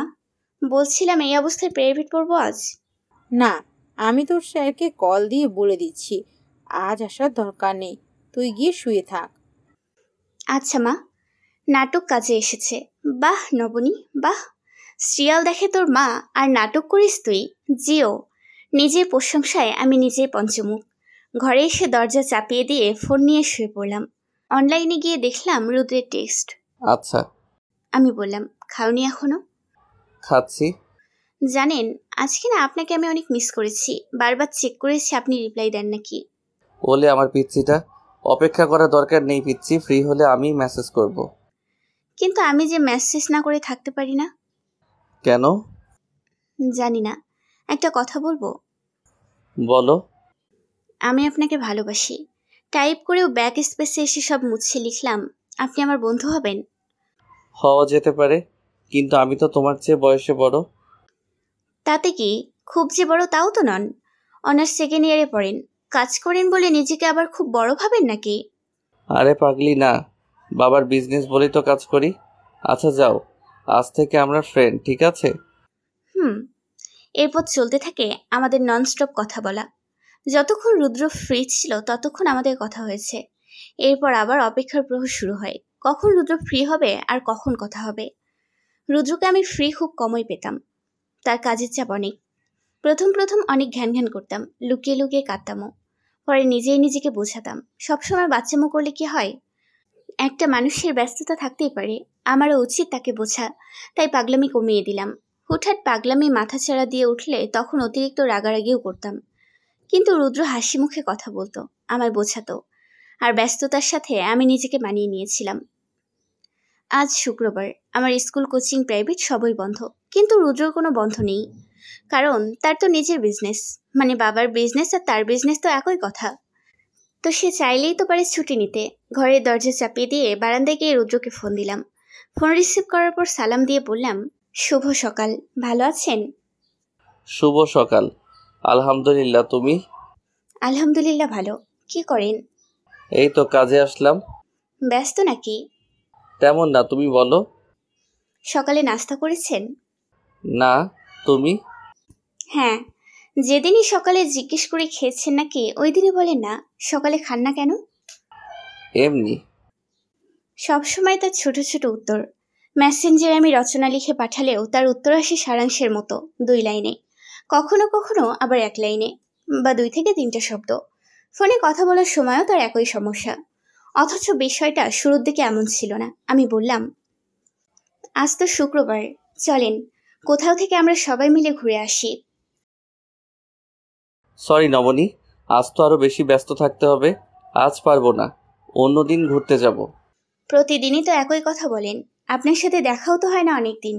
আচ্ছা, আজ বারান্দায় দাঁড়িয়েও, বাড়ি যাওয়ার সময় দেখা করব। এমন দেখা করার কোনো দরকার নেই। একটু রাগ দেখিয়ে বললাম আমি। ছোট বাচ্চাদের যেভাবে বোঝায়, রুদ্রও ঠিক সেভাবে নরম স্বরে বলল, রাগ করে না প্লিজ, আমায় একটু বোঝার চেষ্টা করো। নিজের বিজনেস যদি নিজে না দেখি তাহলে কে দেখবে বলো? এখনো রাগ করে আছো? রাগ নেই আমার। কথা শুনেই তো বুঝি। আচ্ছা যাও, আগামী সপ্তাহের মধ্যেই ফ্রি হয়ে সবাই একসাথে ঘুরতে যাব। সত্যি তো? হ্যাঁ। আমি এবার রুদ্রের কথা মেনে নিলাম, তবে শর্ত দিলাম প্রতিদিন একবার হলেও আমার সাথে দেখা করতে হবে। রুদ্র রাজি হয়। কয়েকদিন ধরে বারান্দা থেকে দুজনের দেখা হয়। শুক্রবার থেকে দেখতে দেখতে আজ বুধবার চলে এসেছে। রুদ্র ফ্রি সময় এখনো আসেনি। এত পড়ার চাপের মধ্যেও ওকে নিয়ে আমার দুশ্চিন্তার শেষ নেই। মাঝে মাঝে মনে হয় আমি নিজেই বোধহয় বেশি ভাবি। আজ আপনাদের সাথে আমি কিছু কথা শেয়ার করি, শুনুন। একটা মানুষ ব্যস্ত থাকতেই পারে, তাই বলে কি সারাদিন সারাক্ষণ সে ব্যস্ত থাকে? দিনের বেলায় আমিও বিজি, বিকেল পর্যন্ত স্কুলেই থাকা হয়, সন্ধ্যার দিকে প্রাইভেট, এরপর ক্লাসের পড়া, কোচিং, প্রাইভেটের পড়া সব আমার রাতেই কমপ্লিট করতে হয়। সব কমপ্লিট করতে গিয়ে দেখা যায় রাত 11টা বেজে যায়। খেয়ে শুয়ে পড়তে পড়তে 11:30 বেজে যায়। রুদ্র বাড়ি ফিরে 9টায়। বাড়িতে আসতে সময় লাগে 10 মিনিটের মতো। ফ্রেশ হয়ে খাওয়া, রেস্ট সব মিলিয়ে 10টাই বাজে। এরপর নিজের কিছু কাজ থাকলে সেটা না হয় 11টা অবধিই করে। এরপরে কিসের ব্যস্ততা থাকতে পারে? 2-1টা মেসেজের রিপ্লাই সাথে সাথে দিলেও বেশিরভাগ মেসেজের রিপ্লাই 5 থেকে 6 মিনিট পর পর। কখনো কখনো এমনও হয় যে অপেক্ষা করতে করতে আমি ঘুমিয়ে পড়ি। ঘুম ভাঙে একেবারে সকালে। মোবাইল হাতে নিয়ে দেখা যায় যা জিজ্ঞেস করেছি শুধু সেটারই উত্তর। বাড়তি কোনো মেসেজ নেই। বিশ্বাস করুন, অনেক কষ্ট হয়, খারাপ লাগে।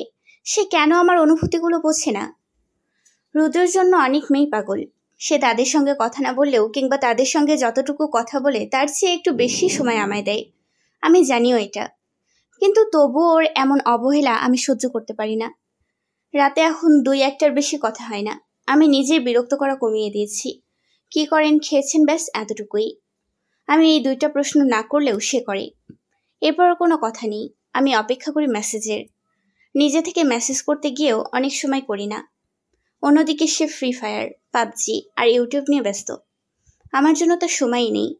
ফোন বাজছে। সরি, দীপান্বিতা গানের সুর। গানটা আমার এবং রুদ্রের অনেক বেশি ফেভারিট, তাই ফোনে রিংটোন দিয়ে রেখেছি। আজ স্কুল বন্ধ থাকায় সকাল থেকে বাড়িতে আছি। ফোন করেছি লিমা। ফোন রিসিভ করে বললাম, হ্যাঁ দোস্ত বল, কি অবস্থা? ওপাশ থেকে লিমা খুশিতে গদগদ হয়ে বলে, আমার অবস্থা রাখ, এখন আমি তোরে যে খবর দিব তোর অবস্থা খুশিতে চাঙ্গা হয়ে যাবে। আমি হেসে ফেললাম। বললাম, মানে কি খবর শুনি? আমাদের বাড়ির সামনে যে রেস্টুরেন্ট আছে না, তো তুই কি এখন ট্রিট দিবি? আগে আমার কথা শোন সেমরি। আমি এখন রেস্টুরেন্টে আছি, রুদ্র ভাইয়ের সঙ্গে আরো কয়েকজনের রেস্টুরেন্ট আসছে। তুই এসে পর, আমি তিথিরও কল দিতেছি। এক মিনিট, রুদ্র রেস্টুরেন্টে মানে? তুই শিওর? আজব, আমি তোরে মিথ্যা বলবো কেন? বিশ্বাস না হইলে অনলাইনে আইসা ভিডিও কল দে, দেখাইতাছি। তোকে দেখছে? না, খেয়াল করে নাই দোস্ত। আজকে মনে হয় ভাইয়া সেই রকম খুশি। সবার সাথে যেভাবে হাসি করতেছি, বোঝাই যাচ্ছে মনটা আজ খুবই ফ্রেশ। এই সুযোগ আজকে মনের কথা জানিয়ে দে, অ্যাকসেপ্ট করার সম্ভাবনা কিন্তু অনেক। তুই থাক, আমি আসছি। ফোনের লাইন কেটে দিয়ে থম মেরে বসে আছি আমি। বুঝতে পারছি না লিমা মিথ্যা বলে মজা করছে নাকি সত্যি বলছে। আবার একটা বিষয় মাথায় ভাবাচ্ছে। ওই ঘটনার পর আর যাই হোক, ওরা অন্তত মজা করে আমার বাড়ি থেকে বের করবে না। তার মানে সত্যি বলেছে। অথচ মিনিট 20 আগেও রুদ্রের সঙ্গে আমার টেক্সটে কথা হয়েছে। ফোন দিয়েছিলাম, ধরেনি। টেক্সটে লিখেছে, ব্যস্ত আছি নবনী, তুমি টেক্সট করো। সে রিপ্লাইও দিচ্ছিল 7 থেকে 8 মিনিট পর। ব্যস্ত আছি বলে আমি আর কথা বাড়াইনি। যে মানুষটা এতটাই ব্যস্ত ছিল কিছুক্ষণ আগেও, সেই মানুষটা এখন এত ফ্রি। আমার হাত পা কেমন জানি কাঁপছে। আমার বারবার মনে হচ্ছে, আচ্ছা থাক, আগে আমি বরং গিয়ে দেখি। ঘর থেকে আদিপ মানে রাজ্জাককে ডাকলাম। কি হয়েছে আপু? কিছু হয়নি, যা একটা ভালো শার্ট নয়তো গেঞ্জি পরে আয়, আমরা বাইরে খেতে যাব। আমিও জামা কাপড় পাল্টে আকাশিয়া সাদা রঙের একটা 3 পিস পরলাম। মুখটা ধুয়ে পনি টেইল করে চুল বেঁধে নিলাম। আদিপ ততক্ষণে চলে এসেছে। পার্স আর আদিপকে নিয়ে মাকে বলে বের হলাম। আজ আমিও দেখব রুদ্রকে, সামনে থেকে দেখব তার ব্যস্ততার আড়ালের হাসিটা, শুনবো আজ তার সত্যিটা। রেস্টুরেন্টের সামনে এসে দাঁড়িয়ে আছি। আদিপ বারবার বলছে, আপু ভেতরে যাবে না? ভেতরে চলো। ওর কথা আমার কর্ণকুহরে পৌঁছালেও মস্তিষ্ক পর্যন্ত পৌঁছাতে পারছে না। বুক কেমন ধুকপুক করছে, হার্টবিট খুব দ্রুত চলছে। আমি নিজেও জানি না ভেতরে যাবার পর কোন পরিস্থিতির সাথে আমায় নতুন করে পরিচিত হতে হবে। বড় করে শ্বাস নিয়ে নিজেকে স্বাভাবিক করলাম। আদিপকে নিয়ে রেস্টুরেন্টে যেতেই সবার আগে লিমা আমায় দেখে, হাত নাড়িয়ে বলে, নবনী, এই যে আমি, আয়। লিমা আমায় ডাকার সাথে সাথে আশেপাশে টেবিলে বসে থাকা কয়েকজন আমার দিকে তাকায়। তাদের সঙ্গে আরো একজোড়া হাস্যোজ্জ্বল চক্ষু আমার দিকে নিস্তব্ধ হয়। সম্ভবত আমার নামটি উচ্চারিত হয়েছে বলেই রুদ্র তাকিয়েছে। আমি ওর দিকে একবার দৃষ্টিপাত করে লিমা যেই টেবিলে বসেছে সেই টেবিলে গিয়ে বসলাম। রাগে আমার শরীর কাঁপছে। আমি কোনোভাবেই নিজেকে কন্ট্রোল করতে পারছিলাম না। আদিপকে খাবার দিয়ে আমি রুদ্রের কাছে যাই। রুদ্র এতক্ষণ সবার সাথে হেসে হেসে কথা বলছিল। আমায় দেখার পর হাসিটা আরো প্রশস্ত হয়। আমি অবাক হয়েছি এটা ভেবে যে আমায় দেখার পর রুদ্রের কোনো ভাব পরিলক্ষিত হলো না। একটু অবাকও তাকে দেখা গেল না, যেন আমার আশাটা খুব স্বাভাবিক। রুদ্র হেসে বলল, আরে নবনী বসো, আমি এখনই তোমায় এই টেবিলে আসতে বলতাম। আমি কিছু না বলে শুধু নির্বাক দৃষ্টিতে ওর দিকে তাকিয়ে রইলাম। রুদ্র 2 পাশে 2 মেয়ে বসা, অন্য পাশে আরো একটি মেয়ে এবং একটা ছেলে। রুদ্র ওদের সাথে পরিচয় করিয়ে দিল আমায়। এখানে একজন শুধু স্বামী স্ত্রী, বাকি 2টা মেয়ে কাজিন বলে পরিচয় দিল। যদিও সত্যিটা আমার জানা নেই, কাজিন না হয়ে বন্ধুও হতে পারে, তবে গার্লফ্রেন্ড মনে হলো না। আমি সরাসরি রুদ্রকে জিজ্ঞেস করলাম, এটাই কি আপনার ব্যস্ততা? আমার এই প্রশ্নে রুদ্রের সঙ্গে বাকিরাও যেন একটু ঘাবড়ে গেল, কারণ আমার কথার কোনো ফর্মালিটি নেই। এমনকি আমি তাদের সাথেও হাসি মুখে 2টো বাক্যবাই করিনি। আসলে আমি পারিনি। এই মুহূর্তে আমার মাথায় অন্য কিছু আসছে না। পরিস্থিতি আয়ত্তে আনার দারুণ ক্ষমতা রুদ্র রয়েছে বুঝতে পারলাম। তখন আমার কথার উত্তরে সে হেসে বলল, আর বলো না, সবগুলো মিলে জোর করে নিয়ে আসলো। তুমি দাঁড়িয়ে আছো কেন? বসো, বসে আড্ডা দিই। আমি দাঁতে দাঁত চেপে বললাম, সরি, সময় নেই আমার। এসেছিলাম একটা বিশেষ কাজে। কাজ শেষ আমার। আজ যদি আপনার একটু সময় হয় তাহলে বাড়ি ফিরে দেখা করেন, আর যদি ব্যস্ত থাকেন সময় না হয় তাহলে কোনো দরকার নেই। এরপর উপস্থিত বাকিদের দিকে তাকিয়ে জোরপূর্বক হেসে বললাম, আসসালামু আলাইকুম আপু এবং ভাইয়ারা, অন্য একদিন আপনাদের সঙ্গে আড্ডা দেব। উত্তরে তার ঠোঁট প্রশস্ত করে হাসলো। নিজেদের টেবিলে ফিরে এসে লিমাকে বললাম, বাড়িতে গিয়ে কল করব। আর খাবার পার্সেল করে বাড়িতে নিয়ে এসেছি। বেচারা ছোট ভাই আদিবের খাওয়ার হক তো আর তার জন্য নষ্ট করতে পারি না। বাড়িতে এসেও আমি স্বাভাবিক থাকতে পারছিলাম না। আপনারা হয়তো ভাবছেন এখানে এত উত্তেজিত হওয়ার কি আছে, রুদ্র তো আর গার্লফ্রেন্ডের সঙ্গে ঘুরতে যায়নি। হ্যাঁ, আপনাদের ধারণা ঠিক ধরে নিলাম, কিন্তু এই চিন্তা ভাবনার আগে একবার আমার জায়গায় নিজেকে কল্পনা করে দেখুন তো, আপনি পারবেন এত মিথ্যে সহ্য করতে? আমি জানি না আপনি বা আপনারা পারবেন কিনা, তবে আমি আর পারছি না। সত্যি কথা বলতে তার কোথায় এত আপত্তি? আমি তো তাকে কখনো কোনো কিছুতে বাধা দিই না, তবে সমস্যাটা কোথায়? যন্ত্রণায় মাথা ছিঁড়ে যাচ্ছে আমার অনুভূতি ভুল কোনো মানুষের প্রতি অনুভব হয়েছে বলে মনে হচ্ছে, নইলে কেন আমায় এমন কষ্ট পেতে হবে? মাথা ঠান্ডা করতে এবং রাগ কমাতে শাওয়ারের নিচে গিয়ে অনেকক্ষণ বসে রইলাম। অজানা কারণে কেঁদেও ফেললাম। রাত পর্যন্ত আমায় অপেক্ষা করতে হয়নি। গোসল শেষ করে চুপচাপ শুয়েছিলাম। একটু আগে রুদ্র ফোন করে বলল নিচে যেতে। বিছানা ছেড়ে উঠতে গিয়ে মাথাটা কেমন জানি চক্কর দিয়ে উঠেছে, ঝিমঝিমও করছে। অনেকক্ষণ শাওয়ারের নিচে ছিলাম বলেই হয়তো বাড়িতে না বলেই নিচে নামলাম। প্লেগ্রাউন্ডের পাশে গিয়ে দাঁড়িয়ে পড়লাম আমি। রুদ্র অসহায় ভঙ্গিতে বলল, তুমি কি কোনো কারণে আমার উপর রেগে আছো নবনী? আমি অবাক হয়েছি, সত্যি আমি অবাক হয়েছি তার এই প্রশ্নে। মানে সে জানেই না আমি রাগ করেছি, কিংবা কোন কারণে রাগ করেছি সেটাও জানে না। তাচ্ছিল্য করে হেসে বললাম, আপনি জানেন না? না বললে জানবো কিভাবে? কেউ কি আমার নামে তোমায় কিছু বলেছে যেই কারণে তুমি আপসেট? আমি শোনা কথায় কান দেই না। তাহলে কি সমস্যা বলো? আমায় না বললে তো আমি বুঝবো না। আপনি আমায় মিথ্যা কেন বলেন? কি মিথ্যা বলেছি? শুরু থেকে আপনার একটার পর একটা মিথ্যা শুনে যাচ্ছি আমি। সব বুঝেও না বোঝার অভিনয় করে যাচ্ছি। আপনি যেভাবে বলছেন সেভাবেই চলছি। আপনি যাতে বিরক্ত না হন এজন্য একটা কথা বলতে গেলে 10 বার ভাবি। আপনি সারাদিন ব্যস্ত থাকেন, রাতে তো অল্প সময়ের জন্য হলেও ফ্রি থাকার কথা। এখন আপনি বলবেন আপনি ফ্রি থাকেন না? থাকেন।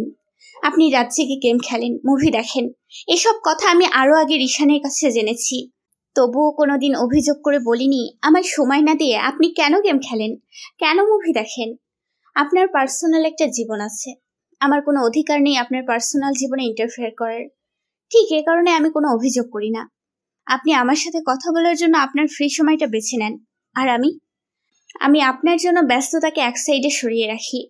আপনার কি ধারণা আমার ব্যস্ততা নেই? সারাদিন কত পড়ার চাপ থাকে আমার জানেন? তবুও ক্লাসে প্রতি ঘন্টায় লুকিয়ে ফোন চেক করি আপনি একটা টেক্সট করেছেন কিনা। নিজে থেকে টেক্সট করা তো দূরের কথা, আমি যে মেসেজ করতাম তারই তো রিপ্লাই দিতেন না। সিন করারই সময় হতো না আপনার।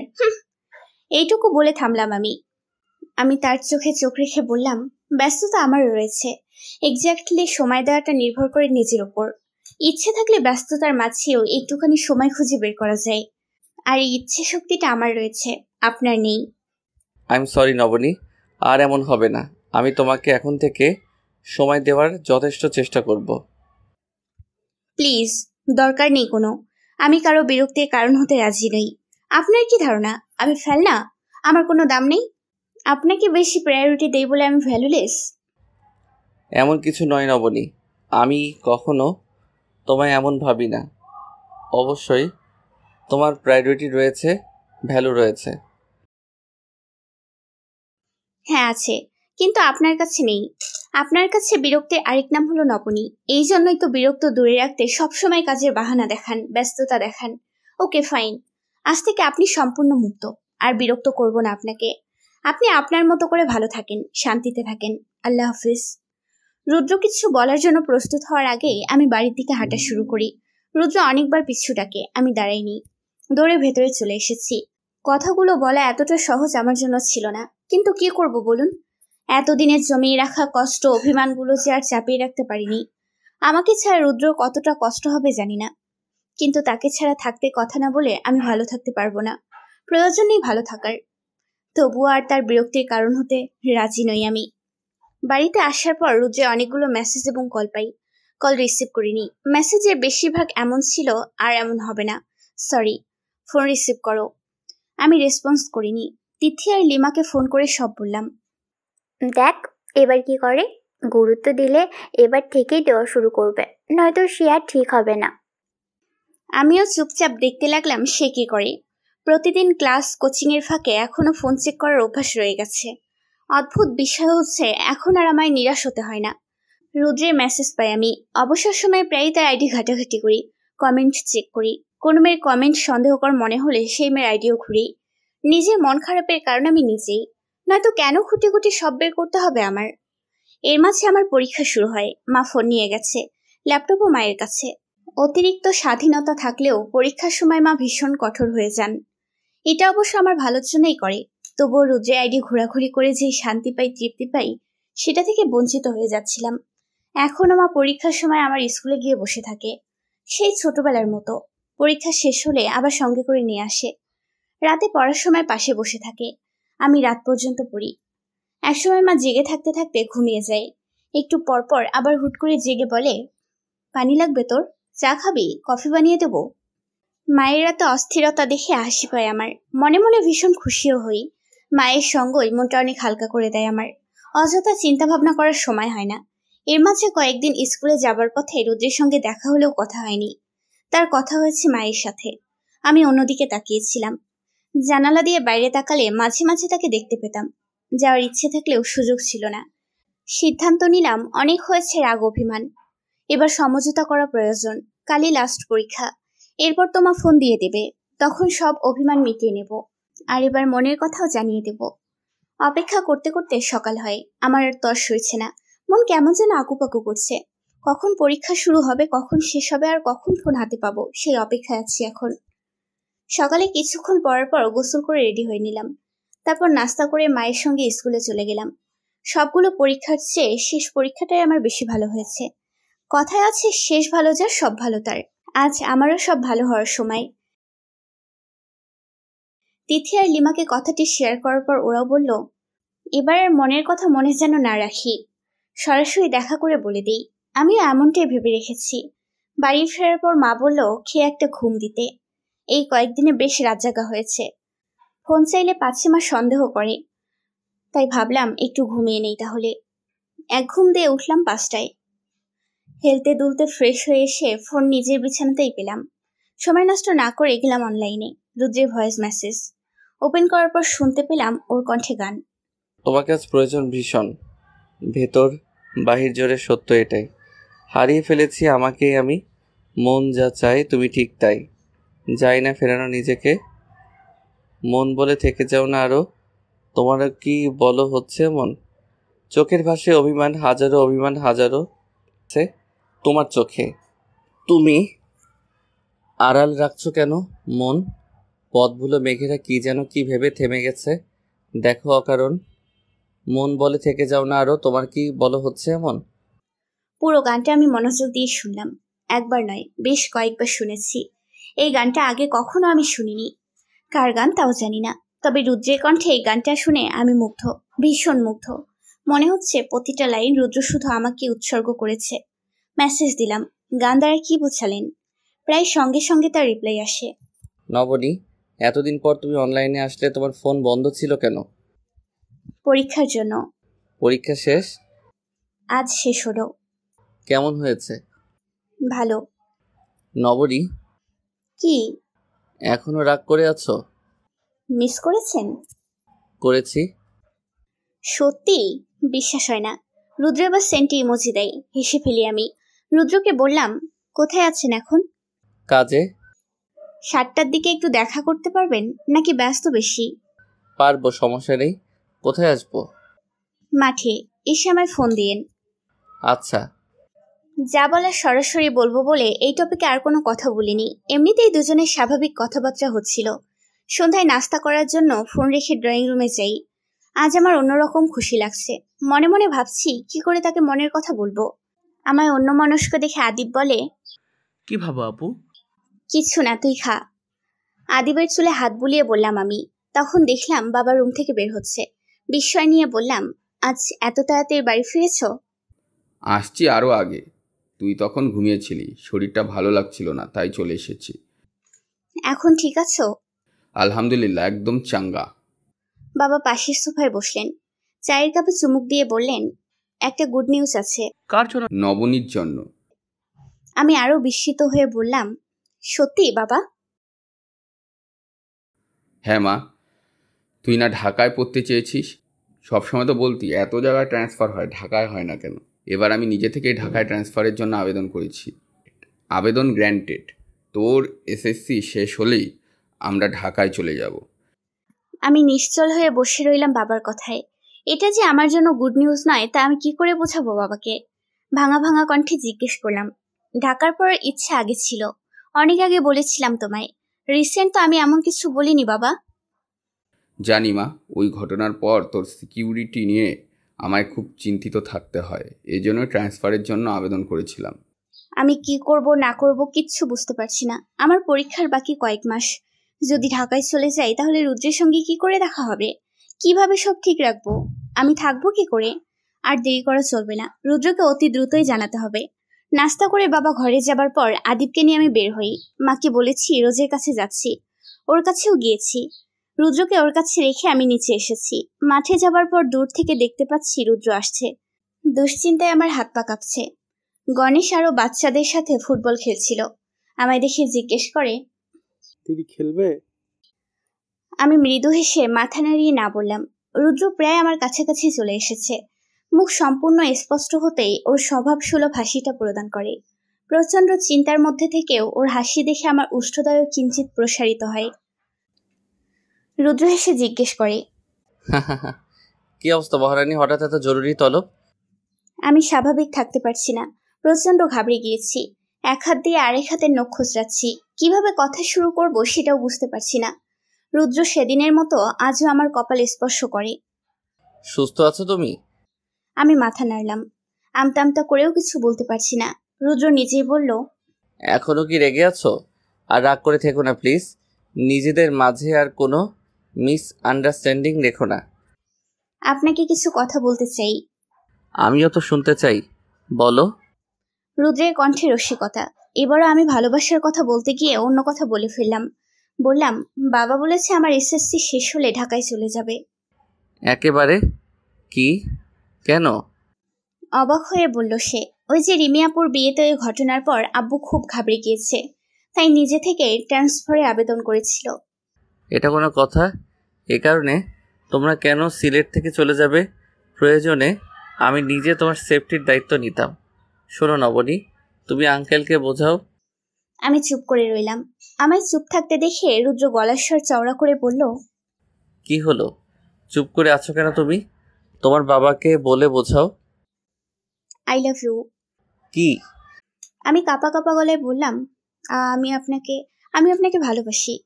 এরপর রুদ্র যেটা বলল আমি বুঝতে পারলাম না তার এই কথা বলার রিজন কি। এটা কেমন উত্তর হতে পারে? উত্তর তো নয়ই, বরং প্রশ্নের পিঠে প্রশ্ন। সে আমায় বলল, আর ইউ ক্রেজি নবনী? ভ্রু কিঞ্চিত বাঁকা হয়ে যায় আমার, কপালে ভাঁজ পড়ে, হৃদস্পন্দন দ্রুত চলছে। তাহলে কি সে আমায় ভালোবাসে না? আমি প্রায় হতবিহল হয়ে দাঁড়িয়ে রয়েছি।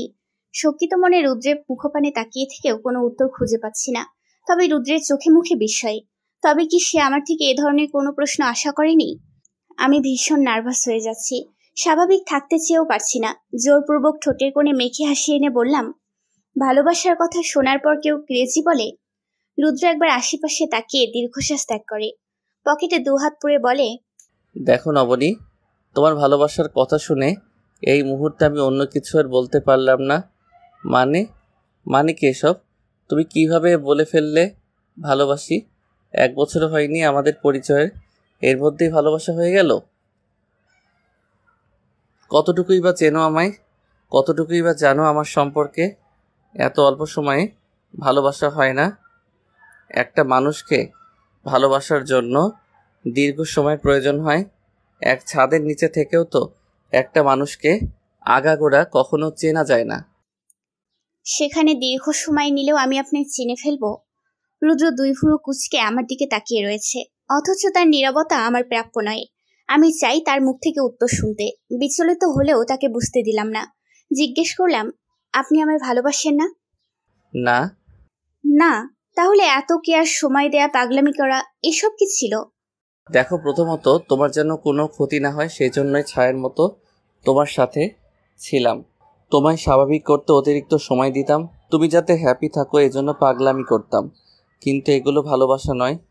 তুমি আমায় ফ্রেন্ড বানিয়েছো, বন্ধুত্বের জন্যই এতটুকু করেছি বলতে পারো। অন্য কাউকে ভালোবাসেন আপনি? না। তবে সমস্যা কি? সমস্যা আছে নবনী, অনেক সমস্যা রয়েছে। আমার সম্পূর্ণ ফোকাস এখন শুধু ক্যারিয়ারের দিকে। অন্য আর কোনো কিছুতে আমি ফোকাস করতে পারবো না। এখন যদি আমি কোনো সম্পর্কে জড়িয়ে পড়ি তাহলে একটু হলেও আমার ফোকাস থেকে আমি সরে আসব। তাই রিলেশনে যাওয়া সম্ভব নয়।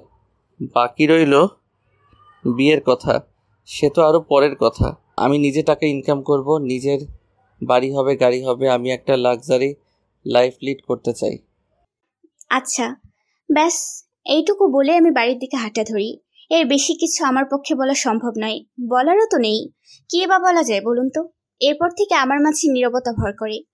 না আমি কখনো রুদ্রের সাথে কথা বলার চেষ্টা করেছি, না রুদ্র কখনো চেষ্টা করেছে। আমি নিজের মধ্যে গুমড়ে মরলেও রুদ্র আগের মতোই ছিল। নিয়ম করে তার আইডিতে ঘোরা বন্ধ করতাম না। তার আইডি দেখতাম, পোস্ট দেখতাম, বন্ধু কাজিনদের সাথে ঘুরতে গিয়ে আপলোড করা ছবি দেখতাম, আর সবশেষে দীর্ঘশ্বাস ছাড়তাম নীরবে। পরের মাঝে ডুবে থাকার চেষ্টা করেও পারতাম না। এক লাইন পড়তে গেলেও বারবার রুদ্রের কথা মনে পড়তো। মনের মতো ব্যাহ্যা বোধহয় আর কিছু নেই। নিজের সাথে যুদ্ধ করেও বারবার আমি পরাজিত হচ্ছিলাম। কেঁদে কেটে সময় কাটছিল আমার। মনের বিরুদ্ধে গিয়ে এই বই নিয়ে বসে থাকতাম। টেস্ট পরীক্ষার রেজাল্টের পর এখন শুধু কোচিং হয় আর প্রাইভেট পড়ি। এই দুটো নিয়ে পুরো দস্তর ব্যস্ত থাকার চেষ্টা করি। কিন্তু যখনই রুদ্রের আইডি চেক করি কষ্ট লাগে, খুব হতাশ হয়ে পড়ি। আমি ধুকে ধুকে কষ্ট পেলেও ওই মানুষ ভীষণ ভালো আছে। মাঝে মাঝে মনে হতো মেসেজ দেই, আবার ভাবতাম না থাক, দেব না। সে যদি আমার সাথে কথা না বলে থাকতে পারে তবে আমি কেন পারবো না? আমাকেও পারতে হবে। এদিকে স্কুল লাইফটাও একদম শেষের দিকে। আজকে বিদায় অনুষ্ঠান। কি যেন হারিয়ে ফেলার কষ্ট অনুভব করছি। হয়তো স্কুল জীবনটাকেই। স্কুলে গিয়ে সারাদিন ফ্রেন্ডদের সঙ্গেই ছিলাম, চোখের পানি বাঁধ নামেনি আজ কারো। বিকেলের দিকে অনুষ্ঠান শেষ হয়। সবার সঙ্গে স্কুল থেকে বের হবার পর রুদ্রকে দেখতে পাই। প্রথমে ভেবেছি হয়তো কোনো কাজে এসেছে, কিন্তু যখন সে আমার দিকে এগিয়ে এলো তখন বুঝলাম আমার জন্যই এসেছে। তবুও শিওর করে বলা যায় না। এখনো পর্যন্ত আমি তো তাকে চিনতেই পারলাম না। সে আমার বাকি বান্ধবীদের সঙ্গে আগে কথা বলল। ওরা বিদায় নিয়ে চলে যাবার পর রুদ্র বলল, চলো সামনে আগাই। আমি কিছু না বলেই হাঁটা শুরু করি। রুদ্র একটা রিক্সা ডাকে। রিক্সায় ওঠার পর রুদ্রই কথা বলা শুরু করে। জিজ্ঞেস করে, কেমন আছো? আলহামদুলিল্লাহ, আপনি? বললাম আমি। আলহামদুলিল্লাহ ভালো। মুখ কেমন শুকিয়ে গেছে কেন? কান্না করেছো? তার এই প্রশ্নে আমি নিরুত্তর রইলাম। সে নিজেই বলল, এতগুলো দিন কথা না বলে থাকতে পারলে? আপনিও তো বলেননি। মিস করেছি অনেক। কখনো একটা মেসেজও তো দেননি। মিস করেছি এটা ঢাকঢোল পিটিয়ে আমি বলতে পারি না। অথচ আপনি আমায়ও বলেননি। রিলেশনশিপ না হলে কি বন্ধুত্ব রাখা যায় না? যেখানে অবহেলা থাকে সেখানে আমি থাকতে পারি না। আমি অবহেলা করিনি নবনী, শুধু সত্যটা তোমায় জানিয়েছি। রিক্সা বাড়ির সামনে চলে আসায় আর কিছুই বলিনি তাকে। তবে এরপর থেকে আবারও তার সাথে আমার যোগাযোগ শুরু হয়, কথা হয়। তবে আগের তুলনায় তেমন না। সে নিজে থেকে কিছু না বললে আমিও যেচে কিছু বলি না। এটাকে কেউ ইগো ভাববেন না। শুধুমাত্র রুদ্র যেন বিরক্ত না হয় এই জন্যই নিজেকে গুটিয়ে নিয়েছি। ফাইনাল পরীক্ষা হলেও এবার মা ফোন নেয়নি, কারণ বিভিন্ন সাজেশন প্লাস ফ্রেন্ডের হেল্প ফোনের মাধ্যমেই নিতে হচ্ছে। আমি নিজেও এখন পড়া নিয়ে প্রচুর সিরিয়াস। প্রয়োজন ছাড়া ফোন হাতে নেই না। রাতে মা সঙ্গে ঘুমায় বলেই বেশিক্ষণ ফোন চালানোর সুযোগ নেই। রুদ্র থেকে দূরে থাকার জন্য এটা আমার কাছে প্লাস পয়েন্ট। যদিও মন মানতে চায় না, তবে মানিয়ে নিচ্ছি। এখনো অবধি তো কম কিছুর সাথে নিজেকে মানিয়ে নেইনি। আমার নীরবতা রুদ্রের উপর উল্টো প্রভাব ফেলল। সে আমার নীরবতা দেখেছে, কিন্তু নীরব হয়ে যাওয়ার কারণ খোঁজেনি। এবার সেও আমার সাথে কথা বলা বন্ধ করে দিল। বন্ধ করে দিল বলতে সেও মেসেজ করে না, আমিও মেসেজ করি না। প্রথম পরীক্ষা দিয়ে আসার পর মেসেজ করে জিজ্ঞেস করেছিল, পরীক্ষা কেমন হলো? আমি বললাম আলহামদুলিল্লাহ ভালো হয়েছে। ভালো মতো পড়ো আর পরীক্ষা দাও। এরপর নর্মাল কথাবার্তা হলো। আমি তার হাবভাব কিছুই বুঝি না। সে বলে আমায় ভালোবাসে না, আবার সে আমায় ছাড়তেও চায় না। আপনাদের একটা কথা শেয়ার করি, তাহলে বুঝতে পারবেন আমার এমন কনফিউজড হওয়ার কারণ কি। 5 নাম্বার পরীক্ষার পর 3 দিন গ্যাপ ছিল। ভালোই লম্বা একটা সময় হাতে, তাই পড়ার পাশাপাশি ফোনটা অপ্রয়োজনে হাতে নেওয়া হতো। একদিন নিউজ ফিড ঘাঁটতে ঘাঁটতে রুদ্রের রিসেন্ট একটা পোস্ট চোখের সামনে আসে। পোস্ট অনেকটা এমন ছিল, ভালোবাসার এক রাজ্যে যেতে চাই তোমায় নিয়ে, তুমি কি যাবে? কবিতার মতো করে ছিল। সবসময়ের মতো এবারও আমি তার এই পোস্টে সবগুলো কমেন্ট দেখেছিলাম। সেখানে একটা মেয়ের কমেন্ট ছিল, তুমি যাবে কি? রুদ্র কমেন্টে লাভ রিয়েক্ট দিয়ে রিপ্লাই করেছিল, অবশ্যই, সঙ্গে লাভ ইমোজি দিয়েছিল। খটকা লাগার পাশাপাশি আমার ভীষণ খারাপ লাগছিল, হিংসাও বলা যায়। আমি দুজনের কমেন্টে লাভ রিয়েক্ট দিয়েছিলাম। সঙ্গে সঙ্গে রুদ্র আমায় মেসেজ দিয়ে বলে, আরিয়া কিন্তু আমার ছোট বোন হয়, উল্টাপাল্টা কিছু ভেবো না। ওহো, ওই মেয়েটির নাম তো আপনাদের বলিনি। হ্যাঁ, ওই মেয়েটির নামই আরিয়া। রুদ্রের মেসেজ সিন করেই আমি রেখে দিলাম। এবার সে আবার মেসেজ দিল, তার বয়ফ্রেন্ডও আছে, ওই দিন তার বয়ফ্রেন্ডকে নিয়ে কথা হয়েছে দেখো। এটা বলে ওদের কথা বলার একটা স্ক্রিনশট পাঠায় আমায়। এবার আমি রিপ্লাই দিলাম, এত কৈফিয়ত চেয়েছি আমি নাকি প্রমাণ চেয়েছি? রিল্যাক্স থাকেন। আমায় বিশ্বাস করো, আমি সত্যি বলছি। এই মেসেজটাও আমি সিন করে রেখে দিয়েছি। সে লিখেছে, মেসেজ সিন করো না, কথা বলো না বলি।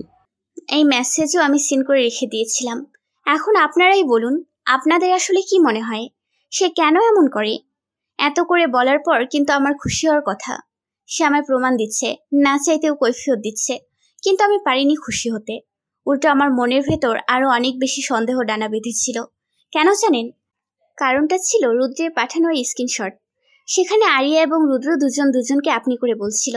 এর মানে দাঁড়ায় রুদ্র যে স্ক্রিনশট আমায় পাঠিয়েছিল সেটা ছিল ওদের প্রথম দিকের কথা। কমেন্টের কথাটি কি আপনারা খেয়াল করেছেন? সেখানে কিন্তু আরিয়া তুমি করে বলেছিল। তার মানে ওদের দুজনের কথোপকথনই এখন তুমিতে এসেছে। সেখানে দুজনের মধ্যে কোনো সম্পর্ক হওয়াটা অস্বাভাবিক নয়। আবার এমনও হতে পারে মেয়েটি রুদ্রকে পছন্দ করে।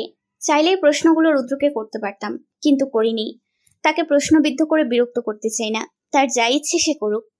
সারাদিন আর কোনো কথা হয়নি আমাদের। রাতে আমি নিজেই মেসেজ দিয়ে জিজ্ঞেস করি, ডিনার? এর রিপ্লাই ছিল, আপনার? আমি অবাক হয়ে লিখলাম, আপনি? ওয়েল ফাইন, আপনি ঠিকই আছেন। রুদ্র তখন মুখ ভেঙচি একটা ইমোজি দিল, আর আমি দিলাম লাইক। ব্যাস, এটাই ছিল আমাদের শেষ কথা। এরপর আবারও কথা বন্ধ।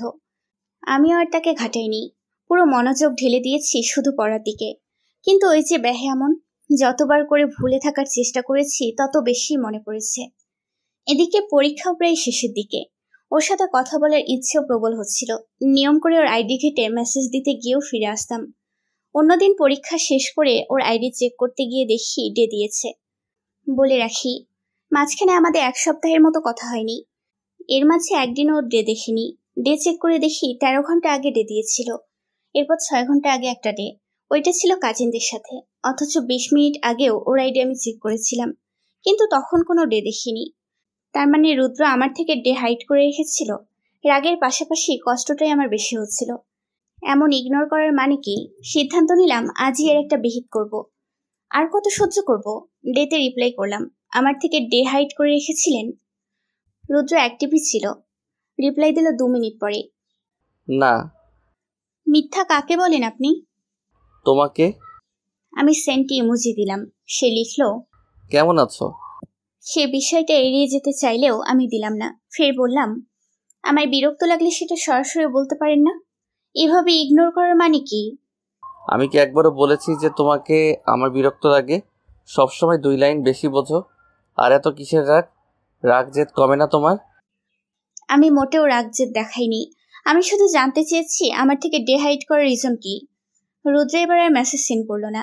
আমি একটু পরপর গিয়ে দেখি সিন করেছি কিনা, কিন্তু না, সিনই করেনি। আমি আবার মেসেজ দিলাম, কাজে আছি, পরে কথা বলি। মেসেজ সিন করে কিছুক্ষণ নিরুত্তর হয়ে বসে রইলাম আমি। ধৈর্যের বাঁধ ভেঙে যাচ্ছে আমার। এমন সূক্ষ্মভাবে একটা মানুষ কি করে ইগনোর করতে পারে? আমি এখনো তাকে ঠিক বুঝে উঠতে পারছি না। সে কেন এমন করে, কি চায়, কোনো কিছু আমার বোধগম্য নয়। কিন্তু তার এই অবহেলাও আমি আর নিতে পারছিলাম না। সিদ্ধান্ত নিলাম এভাবে তিলে তিলে কষ্ট পাওয়ার চেয়ে একেবারেই কষ্টকে গ্রহণ করে নিব। মেসেজ লিখলাম, আপনাকে অনেক অনেক ধন্যবাদ রুদ্র। আপনি আমার জীবনে না আসলে আরো অনেক কিছু অজানা থাকতো। একটা ধাক্কা আমার খাওয়ার প্রয়োজন ছিল, চোখে আঙুল দিয়ে দেখিয়ে দিয়েছেন। Thanks to you.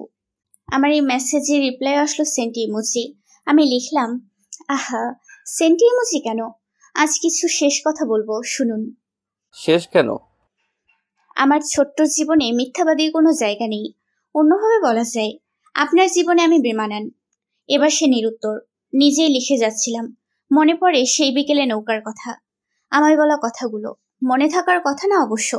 সত্যি বলি, আসলেই চাইলে হাজারটা মানুষের সাথে কথা বলা যায়, কিন্তু ওই যে মন বলে একটা শব্দ আছে, সে সবার কথাই সায় দেয় না। কিন্তু কেন জানি আপনার কথাই সায় দিয়েছিল। যেদিন আপনাকে পেয়ে আমার মনে হয়েছিল, না, এই মানুষটাকে বিশ্বাস করা যায়, এই মানুষটাকে ভরসা করা যায়, এই মানুষটাকে মন খুলে সব কথা শেয়ার করা যায়। কিন্তু আমি ভুল ছিলাম। এই মানুষটা আমার না, আমার না, আমার না। জি, আমার বিশাল মেসেজের উত্তর এসেছে তার ওই হ্যাঁ। আমি অবশ্য অবাক হইনি। আমি তো জানি সে কেমন। আমি লিখলাম, আপনি বলেছিলেন সবাই আপনাকে অপশনাল হিসেবে ব্যবহার করে। সেদিন আমিও এটাই বিশ্বাস করেছিলাম, বাট এখন আমি এটা রিয়েলাইজ করতে পারছি আসলে অপশনাল আপনি নন, বরং আপনার জীবনে অনেকগুলো অপশনের মধ্যে আমিও একটা অপশন ছিলাম। এটা সম্পূর্ণ ভুল ধারণা। প্লিজ, শেষবারের মতো আমায় অন্তত বোকা বানিয়েন না। প্রত্যেকটা পদে পদে আপনি আমায় মিথ্যে সাজিয়ে বলেছেন, আপনাকে বিশ্বাস করতে শিখিয়েছেন। আমি বুঝেও চুপ থাকতাম। আপনার ব্যস্ততা, অবহেলা সব মেনে নিতাম। কিন্তু ওই যে মানুষের একটা দোষ আছে, এরা চাওয়ার থেকে বেশি কিছু পেয়ে গেলে সস্তা মনে করে। আপনার ক্ষেত্রেও সেম কাজটাই হয়েছে। দারুণ। তবে আপনি অনেক ভালো একটা মানুষ, মন ভালো করার মতো মানুষ, কিন্তু কারো সারা জীবনের সঙ্গী হওয়ার মতো অন্তত নন। সময়ের সাথে সাথে অবশ্য ঠিক হয়ে যাবে। আমার মতো আমার চেয়েও বেটার আরো অনেকেই আসবে যাবে আপনার জীবনে। এসব কোনো ফ্যাক্ট না। ভেবেই রেখেছিলাম একদিন এসব শুনতে হবে। ভালোই বললে। আজ থেকে আমায় হাইট করে ডে দিতে হবে না। আজ থেকে আপনাকে কেউ বিরক্ত করবে না। এইটা করবেন না, ওইটা করবেন না, এটা করেন কেন, এসব আর কেউ বলবে না। কাউকে কৈফিয়ত দিতে হবে না, কারো পাগলামি সহ্য করতে হবে না। ব্যাস এতটুকু বলেই আমি রুদ্রকে ব্লক করে দিই। কষ্টের সমাপ্তি ঘটে এখানেই। শীতের প্রায় শেষ সময়। গাছের পাতার মতো আমার মনে থাকা সকল সুখগুলোও ঝরে পড়েছে। সোনালি রোদের চিপ ঢালা পথ চিকচিক করছে। পরীক্ষা শেষ হয়েছে আজ 2 দিন হবে। রুদ্রকে ব্লক করার পর আর কথা হয়নি। এমন না যে আমি কথা বলার অপশন রাখিনি, রেখেছি। হোয়াটসঅ্যাপে ব্লক করিনি, নাম্বারও ব্লক করিনি। সে চাইলেই পারত যোগাযোগ করতে, কিন্তু না, সে করিনি আমি নিজেও। মন অনেকবার করে বলেছিল একটা ফোন কিংবা মেসেজ করার জন্য। আমার মতে পৃথিবীর সবচেয়ে বেহায়া জিনিসটি হচ্ছে মন। শুধু মন নয়, মেয়ে মানুষের মন। এই দিক থেকে ছেলেদের তুলনায় মেয়েদের মনই সর্বান্তক বেহায়া হয়। কেন বলছি এ কথা? বলছি তার কারণও আছে। আমি কিন্তু রুদ্রের সব খবরই রাখি। সে দিব্যি আছে, আগে যেমন ছিল তেমনই, কোনো চেঞ্জ নেই। আমি এভাবে চলে আসায় তার জীবনে বিন্দুমাত্র কোনো রকম প্রভাব ফেলেনি। এর মানে কি দাঁড়ায়? তার জীবনে আমি আদৌ কিছু ছিলামই না। যার জীবনে আমার কোনো প্রায়োরিটি নেই, তার জীবনে উতলা হওয়ার মাধ্যমকে বেহায়া বলবো না? এদিকে ঢাকায় যাওয়ার কার্যক্রম সম্পূর্ণ করে ফেলেছে বাবা। যতই ঢাকায় যাওয়ার দিন ঘনিয়ে আসছে, ততই রুদ্রের সাথে কথা বলার জন্য মন ছটফট করছে। এত কিছুর পরে মনে হচ্ছে একটু কথা বলি। আমার মনের এই একটু চাওকেও এখন আমি প্রাধান্য দিচ্ছি না। আসলে অপর মানুষটির অবহেলা সহ্য করতে করতে এমন একটা পর্যায়ে চলে এসেছি যে এখন ভালোবাসার আগে ইগো নামের একটা শব্দ ঢাল হয়ে দাঁড়িয়েছে।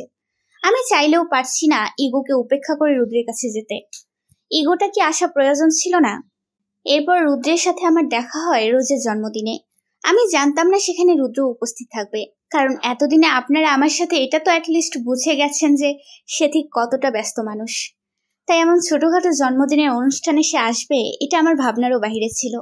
আবার এমনও হতে পারে আমি বাদে বাকি সবারই প্রায়োরিটি তার কাছে অল্প হলেও আছে। থাকতেই পারে, অস্বাভাবিক কিছু না। যতটা উৎফুল্লতা নিয়ে অনুষ্ঠানে জয়েন করেছিলাম, ততটাই মেয়ে গিয়েছিলাম রুদ্রকে দেখে, রুদ্রের সে হাসি মুখ দেখে। আমার ধারণা ছিল আমায় দেখার পর হয়তো সে মুখ ফিরিয়ে নেবে, কিন্তু না, সে এমনটা করেনি। বরং আমায় দেখে হাসি হাসি মুখটা আরো হাস্যোজ্জ্বল হয়ে উঠল। অন্য কোনো সময় হলে আমি চলে আসতাম, কিন্তু আজ উপায় নেই। এর কারণ প্রধানত দুটো। এক, এটাই হয়তো রোজের জন্মদিনে আমার শেষ আশা। এবং 2, রুদ্রকে দেখার লোভ। সে আমার দিকে এগিয়ে এসে প্রথম যেই প্রশ্নটা করলো, তুমি কি আমার ফেসবুকে ব্লক করেছো?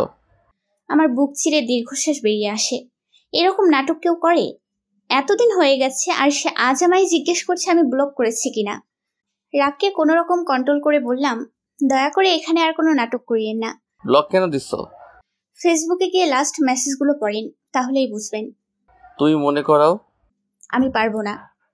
লিস্ট থেকে বের করার মতো তো কিছু হয়নি নবনী। আমি তার সাথে এখানে কোনো সিন ক্রিয়েট করতে চাচ্ছি না, বিধায় সেখান থেকে সরে যাই।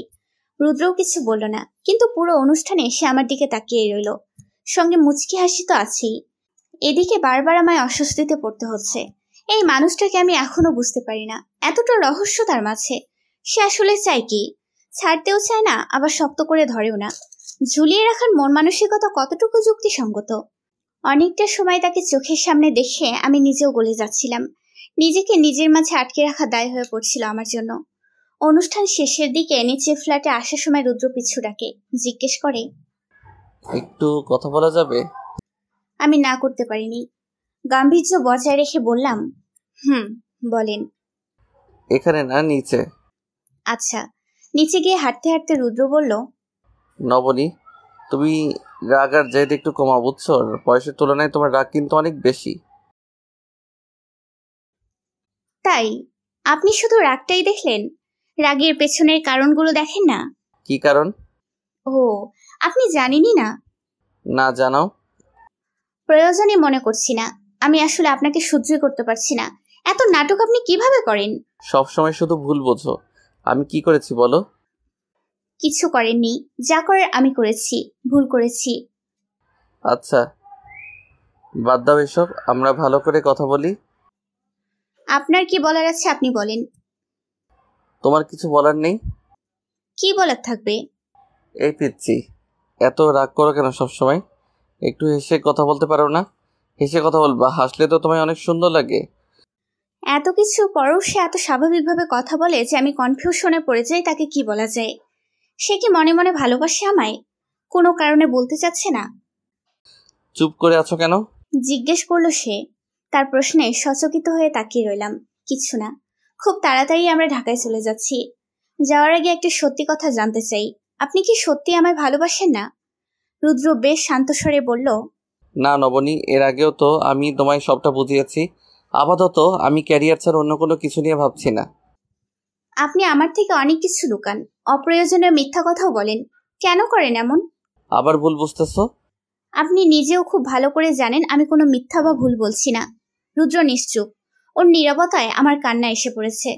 কেন জানি হঠাৎ করে ভীষণ ইমোশনাল হয়ে পড়ছি আমি। কোনোভাবেই কান্না আটকিয়ে রাখতে পারছি না।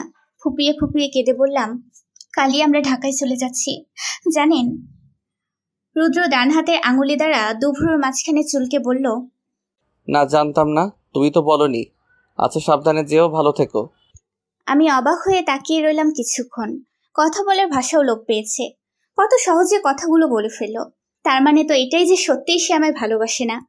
আমি বিস্ময় নিয়েই জিজ্ঞেস করলাম, এত সহজেই কথাগুলো বলে দিলেন? একটা সহজ কথা সহজভাবে না বলে কি কঠিনভাবে বলা উচিত ছিল নবনী? আপনি কি আমায় সত্যিই ভালোবাসেন না? না, সেটা তো আমি আগেই বলেছি, একদম শুরুর দিক থেকেই। কোনো রকম সম্পর্কে জড়ানো আমার পক্ষে সম্ভব না। অথচ আপনি আমার সাথে এমনভাবে মিশতেন যে মনে হয় আপনি আমায় ভালোবাসেন। একটা মিথ্যে মন গড়া ধারণাকে মনে পুষে বড় করলে সেটা তোমার ব্যর্থতা, আমার তো নয়। পেছনের সব রাগ যে ভুলে গিয়ে আমি ওর হাত ধরে কেঁদে কেঁদে বললাম, দেখেন, আমি কিন্তু মজা করছি না। সত্যিই কাল আমরা ঢাকায় চলে যাচ্ছি। কিন্তু আমি আপনাকে ছাড়া কিভাবে থাকবো? আমার সাথে দেখা হওয়ার আগে যেভাবে ছিলে সেভাবেই দেখো নবনী। তুমি আমায় ভুল বুঝো না, তোমার বয়স কম, আবেগ বেশি। তাই এখন এসব ভেবে কান্নাকাটি করছো, আরও বড় হও, তখনই আবেগটা আর থাকবে না। একটা সময়ে তোমার আজকের কথা মনে পড়লে হাসি পাবে। শেষ মুহূর্তে এসে তার এই কঠিন কঠিন কথাগুলোই আমায় বদলে দিতে যথেষ্ট ছিল। তার হাত ছেড়ে দিয়ে কিছুক্ষণ নীরব হয়ে দাঁড়িয়ে দাঁড়িয়ে ওর মুখটা দেখছিলাম।